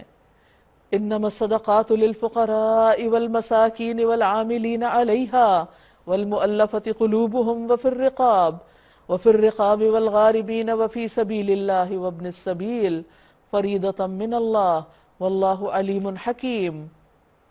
بے شک صدقات یعنی زکوٰۃ، فرض صدقات کی بات ہو رہی، کس کے لیے ہیں؟ للفقراء، فقیروں کے لیے جن کے پاس کچھ بھی نہیں، اور مسکینوں کے لیے ہے لیکن پورا نہیں پڑتا، سفید پوش لوگ، ساری ضروریات پوری نہیں ہوتی، اور ان لوگوں کے لیے جو صدقات کے کام پر معمور ہوں، یعنی جو اکاؤنٹنٹس وغیرہ یا مال اکٹھا کرنے اور اس کی لکھت پڑھت کے کاموں میں مشغول ہو تو ان کی تنخواہ. والمؤلفۃ قلوبہم، اور ان کے لیے جن کی تالیف قلب مقصود ہو، یعنی وہ لوگ جن پر مال خرچ کیا جائے تو وہ اسلام کے مددگار بن جائیں یا مسلمان ہو جائیں، یا کمزور ایمان والے مسلمان ہیں تو ان کو مال دیا جائے تو وہ اسلام سے محبت کرنے لگے، جیسے صفوان بن امیہ کے بارے میں آتا ہے. وفی الرقاب، اور گردنیں چھڑانے میں، یعنی قیدیوں کو چھڑانے میں یا پھر غلام چھڑانے میں. والغارمین، اور قرض داروں کی مدد کرنے میں، یعنی جنہوں نے کسی جائز کام کے لیے قرضہ لیا یا ان پہ تاوان پڑ گیا. وفی سبیل اللہ، اور اللہ کے راستے میں، یعنی دین کی خدمت کے کاموں میں، جہاد فی سبیل اللہ میں. وابن السبیل، اور مسافر نوازی میں، یعنی مسافر اگر اپنے گھر میں اچھا بھلا بھی ہے تو سفر میں اگر اس کو ضرورت پڑتی ہے تو اس کو زکوٰۃ سے مدد دی جا سکتی ہے. جب کوئی قوم اپنی زکوٰۃ لے کر نبی صلی اللہ علیہ وسلم کی خدمت میں حاضر ہوتی تو آپ ان کے لیے دعا فرماتے، اے اللہ آل فلاں کو خیر و برکت عطا فرما، یعنی صرف اس شخص کو نہیں بلکہ اس کی آل اولاد کو بھی. فریضۃ من اللہ، یہ فریضہ ہے اللہ کی طرف سے، یعنی اس میں تمہاری اپنی چوائس نہیں، یہ اللہ نے تم پہ لازم کیا ہے کہ ایسا ہی کرو گے. واللہ علیم حکیم، اور اللہ علم والا ہے، حکمت والا ہے. وَمِنْهُمُ الَّذِينَ يُؤْذُونَ النَّبِيَّ وَيَقُولُونَ هُوَ أُذُنٌ، ان میں سے کچھ لوگ ہیں جو اپنی باتوں سے نبی صلی اللہ علیہ وسلم کو دکھ دیتے ہیں اور کہتے ہیں یہ شخص کانوں کا کچا ہے. یعنی منافقین نبی صلی اللہ علیہ وسلم کا احترام نہیں جانتے تھے، آپ سے محبت نہیں کرتے تھے، اس لیے چھوٹی چھوٹی باتوں پر آپ سے ناراض ہو کر آپ پر الزام تراشی شروع کر دیتے. صدقات میں تو الزام دیتے ہی تھے، یہاں ایک اور الزام بھی دیتے تھے کہ آپ ہر ایک کی باتیں سن لیتے ہیں. قُلْ أُذُنُ خَيْرٍ لَكُمْ، کہو وہ تمہاری بھلائی میں ایسا ہے، اچھا ہے. یؤمن باللہ ویؤمن للمؤمنین، وہ اللہ پر ایمان رکھتا ہے اور اہل ایمان پر اعتماد کرتا ہے. وَرَحْمَةٌ لِّلَّذِينَ آمَنُوا مِنْكُمْ، اور ان لوگوں کے لیے جو تم میں سے ایماندار ہیں ان کے لیے رحمت ہے. وَالَّذِينَ يُؤْذُونَ رَسُولَ اللَّهِ لَهُمْ عَذَابٌ أَلِيمٌ، وہ لوگ جو اللہ کے رسول صلی اللہ علیہ وسلم کو دکھ دیتے ہیں ان کے لیے دردناک سزا ہے. یہ لوگ تمہارے سامنے قسمیں کھاتے ہیں تاکہ تمہیں راضی کر دیں، حالانکہ اگر یہ مومن ہیں تو اللہ اور اس کا رسول زیادہ حقدار ہیں کہ ان کو راضی کرنے کی فکر کریں. کیا انہیں معلوم نہیں ہے کہ جو اللہ اور اس کے رسول کا مقابلہ کرتا ہے اس کے لیے دوزخ کی آگ ہے جس میں وہ ہمیشہ رہے گا، یہ بہت بڑی رسوائی ہے. یہ منافق ڈر رہے ہیں کہ کہیں مسلمانوں پر کوئی ایسی صورت نازل نہ ہو جائے جو ان کے دلوں کے بھید کھول کر رکھ دے. یعنی اللہ سبحانہ وتعالیٰ نے قرآن مجید میں منافقین کے بعض رازوں کو عیاں کیا ہے. اسی وجہ سے سورۃ توبہ کا نام الفاضحہ بھی ہے، رسوا کرنے والی، یعنی ان کی چھپی حرکتوں کو ظاہر کرنے والی. تو ان کو یہ ڈر رہتا تھا. اے نبی ان سے کہیے اور مذاق اڑاؤ، اللہ اس چیز کو کھول دینے والا ہے جس کے کھل جانے سے تم ڈرتے ہو. اگر ان سے پوچھو کہ تم کیا باتیں کر رہے تھے تو جھٹ کہہ دیں گے ہم تو ہنسی مذاق اور دل لگی کر رہے تھے. یعنی غزوہ تبوک کے زمانے میں منافقین اکثر اپنی مجلسوں میں بیٹھ کے نبی صلی اللہ علیہ وسلم اور مسلمانوں کا مذاق اڑاتے تھے اور ان لوگوں کی ہمتیں پست کرتے تھے جو دین کے راستے میں قربانی کرنا چاہتے تھے. مثلا ایک مجلس میں چند لوگ بیٹھے ہوئے تھے اور گپ لڑا رہے تھے کہ ان لوگوں نے رومیوں کو بھی عربوں کی طرح سمجھ رکھا ہے، دیکھنا یہ کل جائیں گے تو رسیوں میں بندھے ہوئے ہوں گے، اور اسی طرح کسی پر کوئی الزام لگاتے، کسی کا کسی طرح ٹھٹھا اڑاتے. تو اللہ تعالیٰ فرماتے ہیں ان سے کہو کیا تمہاری ہنسی دل لگی اللہ اور اس کی آیات اور اس کے رسول ہی کے ساتھ ہے؟ اتنی محترم ہستیاں یہ مذاق کے لیے ہیں جن کا احترام دین اور ایمان کا حصہ ہے. اب عذر نہ تراشو، تم نے ایمان لانے کے بعد کفر کیا ہے، اگر ہم نے تم میں سے ایک گروہ کو معاف بھی کر دیا تو دوسرے گروہ کو ہم ضرور سزا دیں گے کیونکہ وہ مجرم ہے. یعنی کم عقل قسم کے لوگ تو معاف بھی کیے جا سکتے ہیں، لیکن یہ جو دنیا کے معاملے میں انتہائی سمجھدار ہیں، نبی صلی اللہ علیہ وسلم اور دین کے معاملے میں وہ اتنے بے وقوف ہو جاتے ہیں، تو یہ مجرم ہیں، اس لیے ان کو سزا دی جائے گی. المنافقون والمنافقات، منافق مرد اور منافق عورتیں، بعضهم من بعض، سب ایک دوسرے کے ہم رنگ ہیں، ایک ہی جیسے ہیں، برائی کا حکم دیتے ہیں، نیکی سے منع کرتے ہیں، بھلائی سے روکتے ہیں، اور اپنے ہاتھ خیر سے روکتے ہیں، یعنی خرچ نہیں کرتے، اچھے کام نہیں کرتے. نسوا اللہ فنسیہم، انہوں نے اللہ کو بھلا دیا تو اللہ نے ان کو بھلا دیا ہے، اب یہ اللہ کی رحمت میں حصہ نہیں پائیں گے. یہ منافقت کی علامتیں ہیں، اللہ کے ذکر سے غفلت، اللہ رسول کا مذاق اڑانا، اللہ کے دین کے راستے میں خرچ نہ کرنا، کوئی اچھا کرے تو اس کو ڈسکریج کرنا، کوئی برا کرے تو اس کو انکریج کرنا. اور اس میں مردوں کے علاوہ عورتوں کا الگ طور پہ ذکر کیا ہے کہ اگر عورتیں بھی یہ کام کریں تو وہ بھی اسی میں شامل ہوں گی. ان المنافقین هم الفاسقون، یقیناً یہ منافق ہی فاسق ہیں. ان منافق مردوں اور عورتوں اور کافروں کے لیے اللہ نے آتش دوزخ کا وعدہ کیا ہے جس میں وہ ہمیشہ رہیں گے، وہی ان کے لیے زیادہ مناسب ہے. ان پر اللہ کی پھٹکار ہے اور ان کے لیے قائم رہنے والا عذاب ہے. تم لوگوں کے رنگ ڈھنگ وہی ہیں جو تمہارے پیش روؤں کے تھے، وہ تم سے زیادہ زور آور اور تم سے بڑھ کر مال اور اولاد والے تھے. پھر انہوں نے دنیا میں اپنے حصے کے مزے لوٹ لیے اور تم نے بھی اپنے حصے کے مزے اسی طرح لوٹے جیسے انہوں نے لوٹے تھے، اور ویسی ہی بحثوں میں تم بھی پڑے جیسی بحثوں میں وہ پڑے تھے. سو ان کا انجام یہ ہوا کہ دنیا اور آخرت میں ان کا سب کیا دھرا ضائع ہو گیا اور وہی خسارے میں ہیں. کیا ان لوگوں کو اپنے پیشروں کی تاریخ نہیں پہنچی؟ نوح علیہ السلام کی قوم، عاد، سمود اور ابراہیم علیہ السلام کی قوم، مدین کے لوگ، وہ بستیاں جنہیں الٹ دیا گیا تھا. ان کے رسول ان کے پاس کھلی کھلی نشانیاں لے کر آئے، پھر یہ اللہ کا کام نہ تھا کہ وہ ان پہ ظلم کرتا، مگر وہ آپ ہی اپنے اوپر ظلم کرنے والے تھے. والمؤمنون والمؤمنات، منافقوں کے بعد مومنوں کا ذکر کیا جا رہا ہے. مومن مرد اور مومن عورتیں، بعضهم اولیاء بعض، ان میں سے بعض کے دوست ہیں، مددگار ہیں. نبی صلی اللہ علیہ وسلم نے فرمایا ایک مومن دوسرے مومن کے ساتھ ایک عمارت کی طرح ہے کہ ایک کو دوسرے سے قوت پہنچتی ہے، اور آپ نے اپنے ہاتھ کی انگلیوں کو دوسرے ہاتھ کی انگلیوں کے اندر کیا، یعنی ایک دوسرے کے اندر داخل کر کے مضبوطی دکھائی. یأمرون بالمعروف، اور یہ ان سے بالکل برعکس نیکی کا حکم دیتے ہیں. وینہون عن المنکر، اور برائی سے روکتے ہیں. اب آپ دیکھیے ایمان لانے کی جو پہلی صفت یہاں بتائی جا رہی ہے وہ بھلائیوں کو عام کرنا، نیکیوں کا حکم دینا اور برائیوں سے روکنا ہے. وَيُقِيمُونَ الصَّلَاةَ، اور صرف دوسروں کو ہی نہیں اچھی باتوں کا حکم دیتے، خود بھی عمل کرنے والے ہیں، نمازیں قائم کرتے ہیں. وَيُؤْتُونَ الزَّكَاةَ، اور زکوٰۃ ادا کرتے ہیں، یعنی سب سے پڑھ کر پہلے اپنے فرائض پورے کرتے ہیں. وَيُطِيعُونَ اللَّهَ وَرَسُولَهُ، اور اللہ رسول کی اطاعت کرتے ہیں باقی کاموں میں بھی. أُولَئِكَ سَيَرْحَمُهُمُ اللَّهُ، ان لوگوں پر اللہ ان قریب رحم فرمائے گا. إِنَّ اللَّهَ عَزِيزٌ حَكِيمٌ، بے شک اللہ زبردست حکمت والا ہے. وعد اللہ المؤمنین والمؤمنات جنات، اللہ نے مومن مردوں اور عورتوں سے جنت کا وعدہ کر رکھا ہے. تجری من تحتها الانہار، جن کے نیچے نہریں بہ رہی ہیں. خالدین فیہا، وہ اس میں ہمیشہ رہیں گے. ومساکن طیبۃ فی جنات عدن، اور پاکیزہ گھر، عمدہ گھر، بہترین گھر جنت عدن میں، سدا بہار باغوں میں.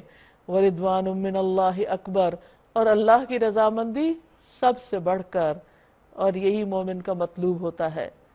کہ اس کا رب اس سے راضی ہو جائے۔ رسول اللہ صلی اللہ علیہ وسلم نے فرمایا، اللہ تعالیٰ اہل جنت سے فرمائے گا، کیا تم لوگ خوش ہو؟ وہ کہیں گے اب بھی بھلا ہم کیوں نہ راضی ہوں، اب تو نے ہمیں وہ سب کچھ دے دیا جو اپنی مخلوق میں سے کسی کو نہیں دیا۔ اللہ تعالیٰ فرمائے گا، میں تمہیں اس سے بھی بہتر چیز دوں گا، اب میں تمہارے لیے اپنی رضامندی کو ہمیشہ کے لیے دائمی کروں گا اور اس کے بعد تم پر کبھی ناراض نہ ہوں گا۔ ذالک هو الفوز العظیم، یہی بہت بڑی کامیابی ہے۔ یا ایہا النبی جاہد الکفار والمنافقین، اے نبی صلی اللہ علیہ وسلم کفار اور منافقین سے جہاد کیجئے۔ اب یہاں یاد رکھیے کہ جہاد یہاں جنگ کے معنوں میں استعمال نہیں ہو رہا، کیونکہ کبھی بھی منافقین کے خلاف تلوار نہیں اٹھائی گئی۔ مراد اس سے کیا ہے کہ ان کے ساتھ سختی کا معاملہ کیجئے، وغلظ علیہم، سختی کے ساتھ پیش آئیے، وَمَأْوَاهُمْ جہنم، اور ان کا ٹھکانہ جہنم ہے، کیونکہ اس سے پہلے منافقین کی حرکتوں سے درگزر کیا جا رہا تھا، لیکن یہاں پر اب آپ فرمایا کہ اب ان کی خبر لی جائے۔ وَبِئْسَ الْمَصِيرُ، اور وہ بدترین جائے قرار ہے۔ يَحْلِفُونَ بِاللَّهِ مَا قَالُوا، یہ لوگ خدا کی قسم کھا کے کہتے ہیں کہ انہوں نے وہ بات نہیں کہی۔ ہوا یہ تھا کہ ان میں سے کسی نے کچھ باتیں نبی صلی اللہ علیہ وسلم اور صحابہ کے بارے میں کہی تھی، تو جب ان سے پوچھا گیا تو انہوں نے صاف انکار کر دیا کہ ہم نے نہیں کہا، حالانکہ انہوں نے ضرور وہ کافرانہ بات کہی۔ وہ اسلام لانے کے بعد کفر کے مرتکب ہوئے اور انہوں نے وہ کچھ کرنے کا ارادہ کیا جسے نہ کر سکے۔ وہ کیا چیز تھی جس کا ارادہ کیا؟ کہا یہ جاتا ہے کہ رات کے وقت کسی گھاٹی سے گزرتے ہوئے انہوں نے نبی صلی اللہ علیہ وسلم کا پیچھا کرنے کی کوشش کی اور ڈھاٹے باندھ کے کہ پہچانے نہ جائیں کہ کسی طرح اچانک آپ کو کسی کھڈ میں گرا دے۔ تو فرمایا انہوں نے اس چیز کا ارادہ کیا جو کر نہ پائے۔ یہ ان کا سارا غصہ اسی بات پہ ہے کہ اللہ اور رسول نے ان کو اپنے فضل سے غنی کر دیا۔ یعنی یہ یثرب میں تھے جہاں لوگوں کے حالات بہت پتلے تھے، آپس کی جنگیں تھی اور زندگی تنگ اور دشوار تھی ان پر، بیماریاں بھی خوب آتی تھی اس شہر میں۔ اللہ کے رسول صلی اللہ علیہ وسلم کی ہجرت کے بعد اس شہر کی قسمت بدل گئی، وہ مدینہ طیبہ ہو گیا، اس کی آب و ہوا، اس کے اندر کا سکون اور پھر تجارت کا پھلنا پھولنا، مال غنیمت کا آنا، یہ ساری چیزیں مدینہ والوں کے لیے ایک بہت باعث رحمت ثابت ہوئی۔ فرمایا کہ اتنے فائدے اٹھا کے اسلام سے یہ صلہ دے رہے ہیں، اس قدر دھوکہ بازی کر رہے ہیں۔ اب اگر یہ اپنی اس روش سے باز آ جائیں تو انہی کے لیے بہتر ہے، اور اگر یہ باز نہ آئے تو اللہ ان کو نہایت دردناک سزا دے گا، دنیا میں بھی اور آخرت میں بھی، اور زمین میں کوئی نہیں جو ان کا حمایتی اور مددگار ہو۔ ان میں سے بعض ایسے بھی ہیں جنہوں نے اللہ سے عہد کیا تھا کہ اگر اس نے اپنے فضل سے ہم کو نوازا تو ہم خیرات کریں گے۔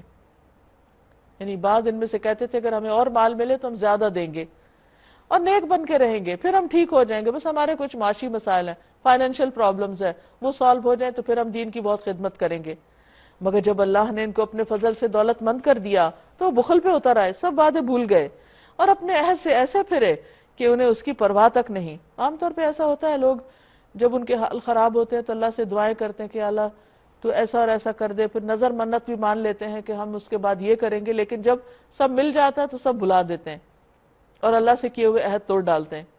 تو جب ان کو مال و دولت مل گئی تو بخل پہ اتر آئے اور اپنے عہد سے ایسے پھرے کہ انہیں اس کی پرواہ تک نہیں۔ نتیجہ یہ نکلا کہ ان کی اس بدعہدی کی وجہ سے جو انہوں نے اللہ کے ساتھ کی اور اس جھوٹ کی وجہ سے جو وہ بولتے رہے، اللہ نے ان کے دلوں میں نفاق بٹھا دیا جو اس کے حضور ان کی پیشی کے دن تک ان کا پیچھا نہ چھوڑے گا۔ یعنی اب ان کی شامت ہے، اب یہ اس سے باہر نہیں نکل پائیں گے۔ کیا یہ لوگ جانتے نہیں کہ اللہ کو ان کے مخفی راز اور ان کی پوشیدہ سرگوشیاں تک معلوم ہیں، اور وہ تمام غیب کی باتوں سے پوری طرح باخبر ہے۔ وہ خوب جانتا ہے ان کنجوس دولت مندوں کو جو برضا اور رغبت دینے والے اہل ایمان کی مالی قربانیوں پر باتیں چھانٹتے ہیں اور ان لوگوں کا مذاق اڑاتے ہیں جن کے پاس اللہ کی راہ میں دینے کے لیے اس کے سوا کچھ نہیں، جو وہ اپنی مشقت برداشت کر کے اپنے اوپر وہ خرچ کرتے ہیں۔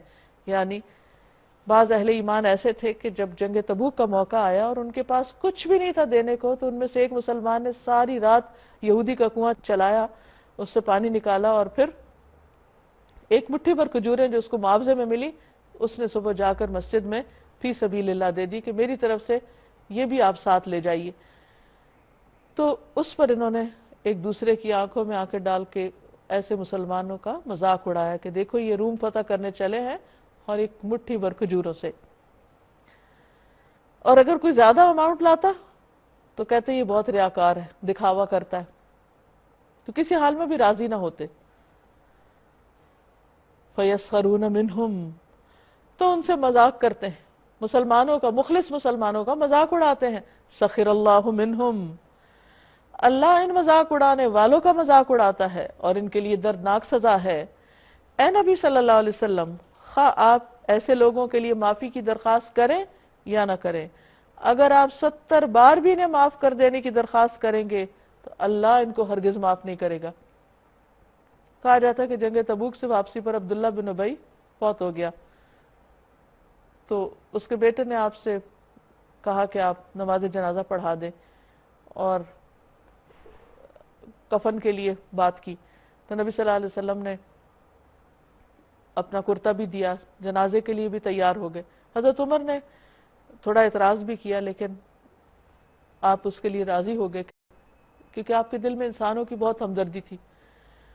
اب اس میں کیا ہوا کہ اللہ سبحانہ وتعالیٰ نے فرمایا کہ اگر 70 بار بھی آپ ان کے لیے استغفار کریں گے تو قبول نہ ہوگی، تو آپ نے فرمایا کہ اچھا میں اس سے زیادہ بار کر دوں گا۔ یہ آپ کی شفقت تھی جو آپ کے ساتھیوں کے لیے تھی۔ بہرحال چونکہ انہوں نے کفری کی حالت میں جان دی تو فرمایا کہ ان کی توبہ قبول نہیں ہوگی اور نہ ان کے لیے کسی اور کی دعا قبول ہوگی، اس لیے کہ انہوں نے اللہ اور اس کے رسول کے ساتھ کفر کیا ہے، اور اللہ فاسق لوگوں کو راہ نجات نہیں دکھاتا۔ جن لوگوں کو پیچھے رہ جانے کی اجازت دے دی گئی تھی وہ اللہ کے رسول کا ساتھ نہ دینے اور گھر بیٹھ رہنے پر خوش ہوئے، اور انہیں گوارا نہ ہوا کہ اللہ کی راہ میں جان اور مال سے جہاد کریں۔ انہوں نے لوگوں سے کہا اس سخت گرمی میں مت نکلو، ان سے کہو جہنم کی آگ اس سے زیادہ گرم ہے، کاش انہیں اس کا شعور ہوتا۔ اب چاہیے کہ یہ لوگ ہنسنا کم کریں اور روئیں زیادہ، اس لیے کہ جو بدی یہ کماتے رہے اس کی جزا ایسی ہی ہے کہ انہیں اس پر رونا آنا چاہیے، یعنی اپنے غلط کاموں پر، اپنے کرتوتوں پر۔ اگر اللہ ان کے درمیان تمہیں واپس لے جائے اور آئندہ ان میں سے کوئی گروہ جہاد کے لیے نکلنے کی تم سے اجازت مانگے تو صاف کہہ دینا کہ اب تم میرے ساتھ ہرگز نہیں چل سکتے اور نہ میری معیت میں کسی دشمن سے لڑ سکتے ہو۔ تم نے پہلے بیٹھ رہنے کو پسند کیا تھا تو اب بیٹھ رہنے والوں کے ساتھ بیٹھے رہو، اور آئندہ ان میں سے جو کوئی مرے اس کی نماز جنازہ بھی تم ہرگز نہ پڑھنا اور نہ کبھی اس کی قبر پر کھڑے ہونا، کیونکہ انہوں نے اللہ اور اس کے رسول کے ساتھ کفر کیا ہے۔ تو گویا جو کفر کی حالت میں مرے پھر وہ ہر طرح کی دعائے بخشش مغفرت سے محروم ہو گیا، اور وہ مرے ہیں اس حال میں کہ وہ فاسق تھے۔ ان کی مالداری اور ان کی کثرت اولاد تم کو دھوکے میں نہ ڈالے، یعنی دنیاوی کامیابی کو مت دیکھو ان کی، اللہ نے تو ارادہ کر لیا ہے کہ اس مال و اولاد کے ذریعے سے ان کو اسی دنیا میں سزا دے، یعنی وہ ان کے لیے پریشانیوں کا باعث بن جائیں اور ان کی جانیں اس حال میں نکلیں کہ وہ کافر ہوں۔ جب کوئی صورت اس مضمون کی نازل ہوئی کہ اللہ کو مانو اور اس کے رسول صلی اللہ علیہ وسلم کے ساتھ مل کر جہاد کرو، تو تم نے دیکھا کہ جو لوگ ان میں سے صاحب مقدرت تھے وہی تم سے درخواست کرنے لگے کہ انہیں جہاد کی شرکت سے معاف رکھا جائے، یعنی وہ بہانے کرنے لگے، اور انہوں نے کہا ہمیں چھوڑ دیجئے، ہم بیٹھنے والوں کے ساتھ رہیں۔ ان لوگوں نے گھر بیٹھنے والیوں میں شامل ہونا پسند کیا تو ان کے دلوں پر ٹھپا لگا دیا گیا، یعنی مدینہ میں پیچھے بس صرف خواتین یا بچے یا بوڑھے اور بیمار معذور لوگ رہ گئے تھے۔ 30,000 کا لشکر نبی صلی اللہ علیہ وسلم کے ساتھ گیا تھا، ہر طرف سے لوگ آ کر اکٹھے ہو کے آپ کے ساتھ گئے، کیونکہ یہ یعنی کہ اس کی جو کال تھی اس جہاد کی وہ ایک فرض عین کی تھی، یعنی کسی کو بھی پیچھے رہنے کی اجازت نہیں تھی، اور ان کے دلوں پر ٹھپا لگا دیا گیا، اس لیے ان کی سمجھ میں اب کچھ نہیں آتا۔ یعنی بظاہر دیکھنے میں بہت صحت مند، عقل مند اور ہٹے کٹے لوگ ہیں، لیکن ان کو دین کی سمجھ نہیں اور آئندہ کوئی چانسز بھی نہیں کہ ان کو سمجھ دی جائے۔ بخلاف اس کے رسول صلی اللہ علیہ وسلم نے اور ان لوگوں نے جو رسول کے ساتھ ایمان لائے تھے اپنی جان و مال سے جہاد کیا، اور اب ساری بھلائیاں انہی کے لیے ہیں اور وہی فلاح پانے والے ہیں۔ اللہ نے ان کے لیے ایسے باغ تیار کر رکھے ہیں جن کے نیچے نہریں بہہ رہی ہیں، ان میں وہ ہمیشہ رہیں گے، یہی عظیم الشان کامیابی ہے۔ بدوی عربوں میں سے بھی بہت سے لوگ آئے جنہوں نے عذر کیے، بہانے کیے، یعنی کچھ تو مدینہ والوں نے بہانے کیے تھے منافقوں نے، اور کچھ آس پاس کے علاقوں کے لوگ بھی، تاکہ انہیں بھی پیچھے رہنے کی اجازت دے دی جائے۔ اس طرح بیٹھ رہے وہ لوگ جنہوں نے اللہ اور اس کے رسول سے ایمان کا جھوٹا عہد کیا تھا۔ یعنی کسی بھی انسان کے ایمان کی سچائی اس وقت کھل کے سامنے آتی ہے جب وہ قربانی کی سطح پر ایمان قبول کرتا ہے، اور جب دین کو ضرورت ہوتی ہے تو وہ آگے بڑھتا ہے۔ ان بدویوں میں سے جن جن لوگوں نے کفر کا طریقہ اختیار کیا ہے، ان قریب وہ دردناک سزا سے دوچار ہوں گے۔ ضعیف اور بیمار لوگ اور وہ لوگ جو شرکت جہاد کے لیے راہ نہیں پاتے، اگر پیچھے رہ جائیں تو کوئی حرج نہیں، جبکہ وہ خلوص دل کے ساتھ اللہ اور اس کے رسول کے وفادار ہوں۔ تو اصل چیز ہے وفاداری۔ ایسے محسنین پر کوئی اعتراض نہیں، اور اللہ غفور الرحیم ہے۔ اسی طرح ان لوگوں پر بھی کوئی اعتراض کا موقع نہیں جنہوں نے خود آ کر تم سے درخواست کی تھی کہ ہمارے لیے سواریاں بہم پہنچائی جائیں، اور جب تم نے کہا کہ میں تمہارے لیے سواریوں کا انتظام نہیں کر سکتا تو وہ مجبوراً واپس گئے، اور حال یہ تھا کہ ان کی آنکھوں سے آنسو جاری تھے، کیونکہ وہ سچے مومن تھے، وہ واقعی جانا چاہتے تھے، وہ نیکی کے اس موقع سے محروم نہیں رہنا چاہتے تھے، اور انہیں اس بات کا بڑا ہی رنج تھا کہ وہ اپنے خرچ پر شریک جہاد ہونے کی طاقت نہیں رکھتے، یعنی خود ان کے پاس وسائل نہیں۔ نبی صلی اللہ علیہ وسلم جب تبوک سے واپس آ رہے تھے تو آپ نے فرمایا مدینہ میں کچھ لوگ ایسے ہیں کہ تم نے یہاں کوئی وادی پار نہیں کی اور کوئی سفر نہیں کیا مگر یہ کہ وہ ہر جگہ تمہارے ساتھ تھے۔ انہیں عذر نے روک لیا تھا، یعنی وہ شریک نہ ہونے کے باوجود بھی اجر میں تمہارے ساتھ شریک ہیں، کیونکہ وہ سچے لوگ تھے، اور جو جھوٹے تھے ان کے بہانے قابل قبول نہ تھے۔ البتہ اعتراض ان لوگوں پر ہے جو مالدار ہیں اور پھر بھی تم سے درخواستیں کرتے ہیں کہ انہیں شرکت جہاد سے معاف رکھا جائے، نہ خود آتے ہیں نہ مال دیتے ہیں۔ انہوں نے گھر بیٹھنے والیوں میں شامل ہونا پسند کیا، یعنی عورتیں پیچھے رہ گئی تھی تو وہ بھی عورتوں کے ساتھ بیٹھ گئے، اور اللہ نے ان کے دلوں پر ٹھپا لگا دیا۔ یعنی اس سے یہ پتہ چلتا ہے کہ جب کوئی شخص اللہ کے راستے میں لبیک نہیں کہتا تو پھر اس کے دل پر بے حسی طاری ہو جاتی۔ ایک نیکی سے پیچھے رہنے سے انسان سستی کرنے سے اور زیادہ سست ہوتا چلا جاتا ہے، حتیٰ کہ بہت پیچھے رہ جاتا ہے۔ اس لیے اب یہ کچھ نہیں جانتے، کیا نہیں جانتے کہ آئندہ اب ان کا کیا انجام ہونے والا ہے، ان کی اس روش کا کیا نتیجہ نکلنے والا ہے۔ وآخر دعوانا ان الحمد للہ رب العالمین۔ 10واں پارہ مکمل ہوا۔ اب یہاں پر اگر آپ لوگ کچھ مزید ایڈ کرنا چاہیں، اپنے کوئی ریفلیکشنز دینا چاہیں، کوئی چیز شیئر کرنا چاہیں تو یو آر موسٹ ویلکم۔ اس بارے میں رسول اللہ صلی اللہ علیہ وسلم کی ہجرت کے بارے میں بتایا گیا ہے کہ آپ صلی اللہ علیہ وسلم نے جب ہجرت کی تو ابو بکر آپ کے ساتھ تھے، تو آپ صلی اللہ علیہ وسلم نے کہا کہ گھبراؤ نہیں، اللہ تعالیٰ ہمارے ساتھ ہے۔ تو دین کے راستے میں کسی ایسے مددگار کا ہونا جو ہماری ہمت بڑھائے بہت بڑی نعمت لگتی ہے، کہ وہ ہماری ہمت بڑھا رہا ہے تو وہ کام ہو جاتا ہے۔ جبکہ ہم یہ ہوتا ہے کہ کوئی کام کرنے بھی لگتے ہیں دین کا تو ہمارے ارد گرد جو لوگ ساتھی ہوتے ہیں تو وہی کہہ دیتے ہیں کہ بہت مشکل ہے یا یہ نہیں ہو سکے گا، تو ہماری ہمت جو ہے کم ہونے لگتی ہے، کام رک جاتا ہے۔ تو یہ دو رویے سامنے آئے کہ ایک تو یہ کہ اتنے خطرات میں بھی ابو بکر ساتھ چل پڑے، یہ نہیں دیکھا کہ دشمن پیچھے ہیں یا ہم کو بہت خطرات ہیں چل پڑے جائیں گے، تو آگے بھی پھر اللہ تعالیٰ نے بہت ان کو نیکی کے مواقع دیے۔ جبکہ اس کے برعکس منافقین تھے تو وہ کبھی کہتے کہ ابھی تعداد کم ہے ہم لوگوں کی تو نہ جائیں، یا تبوک میں جیسے کہا کہ گرمی بہت ہے نہ جائیں، تو اللہ تعالیٰ نے بھی کہا کہ ٹھیک ہے رک جاؤ، نہیں جانا تو پیچھے بیٹھ جانے والی میں سے رک جاؤ۔ تو دین کا کام بھی اللہ تعالیٰ تبھی لیتا ہے جب ہم کرنا چاہتے ہیں۔